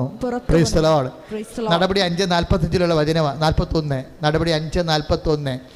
അപ്പോഴവിടെ എന്താ സംഭവിക്കണത്? ഇവരുടെ നിക്കറ് ഊരാതെ ബാക്കിയെല്ലാം ഊരിഞ്ഞെടുത്തേ മാക്സിമം അടിച്ച് പൊതിരെ തല്ലി ഇവരെ അപമാനിച്ച് വിട്ടിരിക്കുകയാണ്. ശരിക്കും പറഞ്ഞു കഴിഞ്ഞാൽ ഈ ടി വിയിലേക്ക് കാണുന്ന പോലെ കഞ്ചാവ് കേസിലെ പ്രതികളെ പോലെ തലയെ തുണിയിട്ടുകൊണ്ട് പുറത്തോട്ട് വരേണ്ടതാണ്. കേസ് കെട്ടാണ്. അവിടെ തലേന്ന് അവർ തുണിയത്തില്ല. അവരെന്താ പറയണത്? അവർ ചിരിച്ചുകൊണ്ട് വന്നു. എന്താ കാര്യം എന്നറിയാമോ? അവർക്ക് കിട്ടിയ അപമാനം, അവരുടെ തുണി ഉരിഞ്ഞെടുത്തതിനും അവരെ തല്ലിയതിനും അവർക്ക് കിട്ടിയ അപമാനം എന്ത് ചെയ്തറിയാമോ? ഈശോയുടെ അക്കൗണ്ടിലാക്കി കൊടുത്തത്. അതാണ് വിശ്വാസം എന്ന് പറയണത്. ഈശോയുടെ അക്കൗണ്ടിലാക്കിയിട്ടുണ്ടല്ല, അഭിമാനം കൊണ്ട് നിറഞ്ഞ്. എന്താണ് കാര്യം? യേശുക്രിസ്തുവിനെ പ്രതി. എൻ്റെ ദൈവവേദയിലെ വിശ്വാസിയുടെ കൃപയുടെ വളർച്ച കണ്ടില്ലേ? നമ്മൾ കൃപയിൽ വളരാൻ നമുക്ക് ചിലപ്പോൾ അപമാനം ഉണ്ടാവും. ചിലപ്പോൾ നമുക്ക് എന്തെങ്കിലും തരത്തിലുള്ള മാനസിക ശാരീരിക പീഡനങ്ങളൊക്കെ വരും. ചിലപ്പോൾ കുടുംബത്തിലാകാം, അല്ലെങ്കിൽ നാട്ടുകാരാകാം, എന്തെങ്കിലും തരത്തിൽ നമ്മൾ ചെയ്യാത്ത കുറ്റത്തിന് ആരോപണങ്ങളൊക്കെ വരും. ഇങ്ങനെയൊക്കെ ആരോപണമൊക്കെ വന്നില്ലെങ്കിൽ how can be A good Christian? എങ്ങനെ നമുക്കൊരു ക്രിസ്ത്യാനിയായിട്ട് ജീവിക്കാൻ പറ്റും? ഈ ഭൂമിയിൽ ക്രിസ്ത്യാനിയായി ജീവിക്കുന്നതിൻ്റെ ഔന്നത്യം ഒരു കൃപയല്ലേ? അതെന്താണ്? അവർക്ക് കിട്ടിയ പീഡനം ഒരു ഔദാര്യം, ദൈവത്തിൻ്റെ ആനുകൂല്യം പോലെ എങ്ങനെ എന്താണ് അവർ ആദരവോടെ സ്വീകരിക്കുകയാണ്. എന്നാ പറയണത്? അവർക്ക് സന്തോഷമായെന്ന്. എങ്ങനെയാണ് ഈ അവർക്ക് മുതുകത്ത് കിട്ടിയ അടി സന്തോഷമായി മാറിയത്? എങ്ങനെയാണത്? അത് യേശുക്രിസ്തുവിനെ പ്രതിയാക്കിയപ്പോഴാണ്, യേശുക്രിസ്തുവിൻ്റെ നാമത്തിലാക്കിയപ്പോഴാണ്. എങ്ങനെയാണ് അവർ യേശുക്രിസ്തുവിൻ്റെ നാമത്തിലാക്കിയത്? അത്രയും ദൈവത്തെ സ്നേഹിച്ചിട്ടാണ്. ദൈവത്തെ സ്നേഹിക്കുമ്പോൾ അപമാനം അഭിമാനമായി മാറും, ദുഃഖം സന്തോഷമായി മാറും. ദുഃഖം എങ്ങനെയാണ് സന്തോഷമായി മാറി? ഈശോ പറഞ്ഞില്ലേ, അല്പസമയം കഴിഞ്ഞാൽ നിങ്ങൾ എന്നെ കാണുകയില്ല, അല്പസമയം കഴിഞ്ഞാൽ നിങ്ങൾ എന്നെ കാണും, നിങ്ങൾ കരയുകയും വിലപിക്കുകയും ചെയ്യും, എന്നാൽ നിങ്ങളുടെ ദുഃഖം സന്തോഷമായി മാറും. എങ്ങനെയാണ് ഈ കർത്താവിനെ കാണാത്ത കാലത്തുണ്ടാകുന്ന ദുഃഖമാണ് വിശ്വാസിക്ക് സന്തോഷമായി മാറണത്? ശരിക്കും പറഞ്ഞാൽ ഇപ്പം ഇവരെ കയറ്റി അടിച്ചില്ലേ, ഇപ്പം കർത്താവിനെ കാണാത്ത ഒരു സമയം പോലെയല്ലേ അവർക്ക് വന്നത്. അവിടെ ജീവിതത്തെ പീഡാനുഭവങ്ങളല്ലേ, വിശ്വാസം പ്രഘോഷിച്ചിട്ടും 16, 19, 20 യോഹന്നാൻ 16 അധ്യായം 19 വാക്യം 20 വാക്യം. യേശു ക്രിസ്തുവിനെ കാണാത്തൊരു സമയമാണ്. ചില സമയത്ത് നമ്മുടെ ഇപ്പം ചിലർ പറയുകയല്ലേ, എൻ്റെ ദൈവമേ 2 ആൾ തിന്നാനുള്ള ആഹാരം കഴിക്കുന്നുണ്ട്, നീ തിന്നണൊക്കെ എവിടെ പോകണടാന്ന് ചോദിക്കും. ചില കുഞ്ഞുങ്ങളിങ്ങനെ ക്ഷീണിച്ച് വരുമ്പോൾ അമ്മ ചോദിക്കും, നീ വലിച്ച് കയറണൊക്കെ എവിടെ പോകണടാ, അവനെവിടെ പോകാൻ അറിയത്. അതുപോലെ ചിലർ പറയും, ദൈവമേ എന്തുമാത്രം പ്രാർത്ഥിക്കണം, ഈ പ്രാർത്ഥനയ്ക്ക് എവിടെ പോകണം. നമ്മൾ എത്ര പ്രാർത്ഥിച്ചാലും എവിടെ പോകണമെന്നറിയാൻ പാലാത്ത രീതിയിൽ ചില കാലങ്ങളിൽ ഈശോ പറഞ്ഞ 16, 19 സംഭവിക്കും. എന്താണ്? അല്പസമയം കഴിഞ്ഞാൽ നിങ്ങൾ എന്നെ കാണത്തില്ല, വീണ്ടും അല്പസമയം കഴിഞ്ഞാൽ നിങ്ങൾ എന്നെ കാണും, നിങ്ങൾ കരയുകയും വിലപിക്കുകയും ചെയ്യും, എന്നാൽ ലോകം സന്തോഷിക്കും. നിങ്ങളുടെ ദുഃഖം ഈശോ പറഞ്ഞു ആ സന്തോഷമായി മാറുമെന്ന്. എൻ്റെ ദൈവവേദലേ, ഈശോയാണത് പറഞ്ഞെങ്കിൽ എൻ്റെയും നിൻ്റെയും ദുഃഖം ഇവിടെയുമാകും അവിടെയുമാകും നിത്യമാകും. കൈയടിച്ച് കർത്താവ് സ്വർഗ്ഗത്തിൽ ഹല്ലേലൂയ, യേശുവേ സ്തോത്രം, ഹല്ലേലൂയ.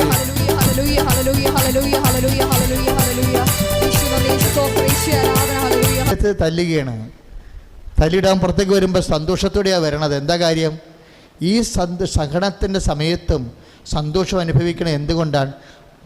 പൗലോസിനോട് പറഞ്ഞില്ലേ, നിനക്കെൻ്റെ കൃപ മതിയും. ദൈവവേദലെ ആ കൃപയാണ്, ദൈവത്തിൻ്റെ ശക്തിയാണ്, സഹനത്തിൽ സന്തോഷമാണ്, സങ്കടങ്ങളിൽ പ്രത്യാശയാണ്, നിരാശയിൽ പ്രത്യാശയാണ്, സർവ്വോപരി വിശ്വാസമാണ്. ഇതെല്ലാം എന്താണ്? ദൈവത്തിൻ്റെ സ്നേഹമാണ്. അതായത് ദൈവത്തിൻ്റെ സ്നേഹം കൃപയായി നമ്മളിൽ നിറയുമ്പോൾ, ദൈവത്തിൻ്റെ ശക്തി നമ്മളിൽ കൃപയായി നമ്മൾ നിറയുമ്പോൾ, നമ്മൾ അനുഭവിക്കുന്ന ചില പ്രയാസങ്ങളെല്ലാം യേശുക്രിസ്തുവിന് നാമത്തിലാക്കി കഴിഞ്ഞാൽ നമുക്കത് കൃപയായി മാറിയെടുക്കാൻ പറ്റുമെന്ന് എൻ്റെ അർത്ഥം. Praise the Lord, hallelujah, hallelujah. പഴയ നോട്ട് കൊടുത്തിട്ടിപ്പോൾ പുതിയ നോട്ട് മേടിക്കണില്ലേ? ഇല്ലേ? നവംബർ 30 വരെ പഴയ നോട്ട് എടുക്കുമായിരുന്നു എല്ലാ ബാങ്കുകാരും. എല്ലാവരും കൊണ്ടേ കൊടുത്തല്ല. ഇപ്പം പിടുത്തം വീണിട്ടുണ്ട്. 2 ലക്ഷത്തിന് കൂടുതൽ കൊണ്ടേ ഇട്ട ആൾക്കാരുടെ എല്ലാം ഇൻകം ടാക്സ് കണക്ക് ചോദിക്കാൻ തുടങ്ങിയിട്ടുണ്ട്. പേടിക്കൊന്നും വേണ്ട കേട്ടോ, അദ്ദേഹം കുഴപ്പമൊന്നും ഉണ്ടാകത്തില്ല. 60 ലക്ഷം ആൾക്കാരുണ്ട്. 60 ലക്ഷം കോടി രൂപ 2 ലക്ഷത്തിന് മുകളിലുള്ള ഇട്ടിട്ടുണ്ട്. ഇവരോടൊക്കെ ഇൻകം ടാക്സ് ചോദിച്ചു കഴിഞ്ഞാൽ, കണക്ക് ചോദിച്ചു കഴിഞ്ഞാൽ ഇവർക്ക് വേറെ പണിയൊന്നും ഉണ്ടാകത്തില്ലല്ലോ, ഇവർക്ക് വേറെ പണി ഉണ്ടാകത്തില്ലല്ലോ. അന്ന് കൊണ്ടുപോയിട്ട പഴയ നോട്ടൊക്കെ ഇപ്പം എന്ത് സംഭവിച്ചിരിക്കണ്? അതെല്ലാം 2000-ന് പുതിയ നോട്ടായിട്ട് വിടുന്നത് അല്ലേ? പഴയ നോട്ടെല്ലാം പുതിയ. നമ്മളെ സംബന്ധിച്ചിടത്തോളം നമ്മൾ അനുഭവിക്കുന്ന ചില സങ്കടങ്ങൾ, ചില അപമാനങ്ങൾ, അത് യേശുക്രിസ്തുവിനോടുള്ള വിശ്വാസം, പ്രത്യാശ, സ്നേഹത്താൽ കർത്താവിന് നാമത്തെ മഹത്വം കാഴ്ചവെക്കുമ്പോൾ കൃപയുടെ പുതിയ നോട്ട് കിട്ടും. കൃപയുടെ പുതിയ നോട്ട്. എന്താ കാര്യം? ഈ കൃപ നമ്മൾ വളർന്നാണ് അച്ഛൻ മുമ്പ് പറഞ്ഞ പോലെ പുനരുദ്ധാനത്തിന് ശേഷം ഈ ലോകത്ത് അഭിഷേകം. നിങ്ങൾ സർപ്പങ്ങളെ കയ്യിലെടുക്കും, മാരകം എന്ത് കഴിച്ചാലും ഒരു ഉപദ്രവം ഉണ്ടാവത്തില്ലെന്ന് പറഞ്ഞില്ലേ? 16-17 മത്തായിയുടെ മർക്കോസിൻ്റെ സുവിശേഷം ഇല്ലേ? മർക്കോസിൻ്റെ സുവിശേഷത്തിൽ എന്താ പറഞ്ഞത്? വിശ്വസിക്കുന്നവരുടെ കൂടെ, പ്രത്യാശിക്കുന്നവരുടെ കൂടെ, സ്നേഹിക്കുന്നവരുടെ കൂടെ. വിശ്വാസമാണല്ല അതിൻ്റെ ABCD SLC എന്ന് പറയണത്. ഇപ്പം മർക്കോസിൻ്റെ 16-17 എന്താ എഴുതിയിരിക്കുന്നത്? വിശ്വസിക്കുന്നവരുടെ കൂടെ അടയാളം ഉണ്ടാകും. അപ്പോൾ പ്രത്യാശിക്കുന്നവരുടെ കൂടെ 2 അടയാളം ഉണ്ടാവില്ല, സ്നേഹിക്കുന്നവരുടെ 3 അടയാളം ഉണ്ടാവില്ല, ഇല്ലേ? അതിന് വിശ്വസിക്കുന്നതിൻ്റെ കൂടെ എന്ന് പറഞ്ഞു കഴിഞ്ഞാൽ ആദ്യമേ ക്രൈസ്തവരെ സംബന്ധിച്ചാണ് ഉദ്ദേശിച്ചിരിക്കുന്നത്, അല്ല ABCD ക്രിസ്ത്യാനിയല്ല. അതേ സമ്പൂർണ്ണ വിശ്വാസത്തിൻ്റെ അകത്ത് വിശ്വാസം മൂക്കണം എന്താണ്? അത് പ്രത്യാശയാണ്. പ്രത്യാശ മൂക്കണം എന്താണ്? ദൈവസ്നേഹം എന്താണ്? ദൈവസ്നേഹമാണ്. വിശ്വസിക്കുന്നതിൻ്റെ കൂടെ എന്ന് പറയുമ്പോൾ എന്താണ്? വിശ്വാസം, പ്രത്യാശ, സ്നേഹം, ദൈവിക പുണ്യത്തെ നിറയുന്നവരുടെ കൂടെ. മർക്കോസ് എന്താ പറയുന്നത്? 16-17 ഈ അടയാളം ഉണ്ടായിരിക്കും. അവർ സർപ്പങ്ങളെ കയ്യിലെടുക്കും, മാരകമായി എന്ത് കഴിച്ചാലും ഒരു ഉപദ്രവം ഉണ്ടാകത്തില്ലെന്ന്. എൻ്റെ മക്കളെ, യേശുക്രിസ്തുവിൻ്റെ വിശ്വാസം, പ്രത്യാശ, സ്നേഹമെന്ന് പറയുന്ന കൃപ നിറഞ്ഞു കഴിയുമ്പോൾ സർപ്പങ്ങളെ കയ്യിലെടുക്കാൻ പറ്റും. മാരകമായി എന്ത് കഴിച്ചാലും ഒരു ഉപദ്രവം ഉണ്ടാകത്തില്ല. കാര്യം എന്താ? നമ്മൾ ഈ മാരകത്തിൻ്റെ കൂടെയാണല്ലോ ജീവിക്കണത്. മാരകങ്ങളുമുണ്ട്, മാരണങ്ങളുമുണ്ട്, അല്ലേ? സർപ്പങ്ങളുമുണ്ട്. ചില സർപ്പത്തിൻ്റെ സ്വഭാവം എന്താ? സർപ്പത്തിനാകപ്പാട് വലിയ സ്വഭാവമൊന്നുമില്ല, 2 സ്വഭാവം മാത്രമേ ഉള്ളൂ: തിന്നുക, കൊല്ലുക. വാ പൊളിച്ചു കഴിഞ്ഞാൽ ഒന്ന് തിന്നും, അല്ലെങ്കിൽ കൊല്ലും. ചില ആൾക്കാരുടെ സ്വഭാവം അത് തന്നെയാണ്.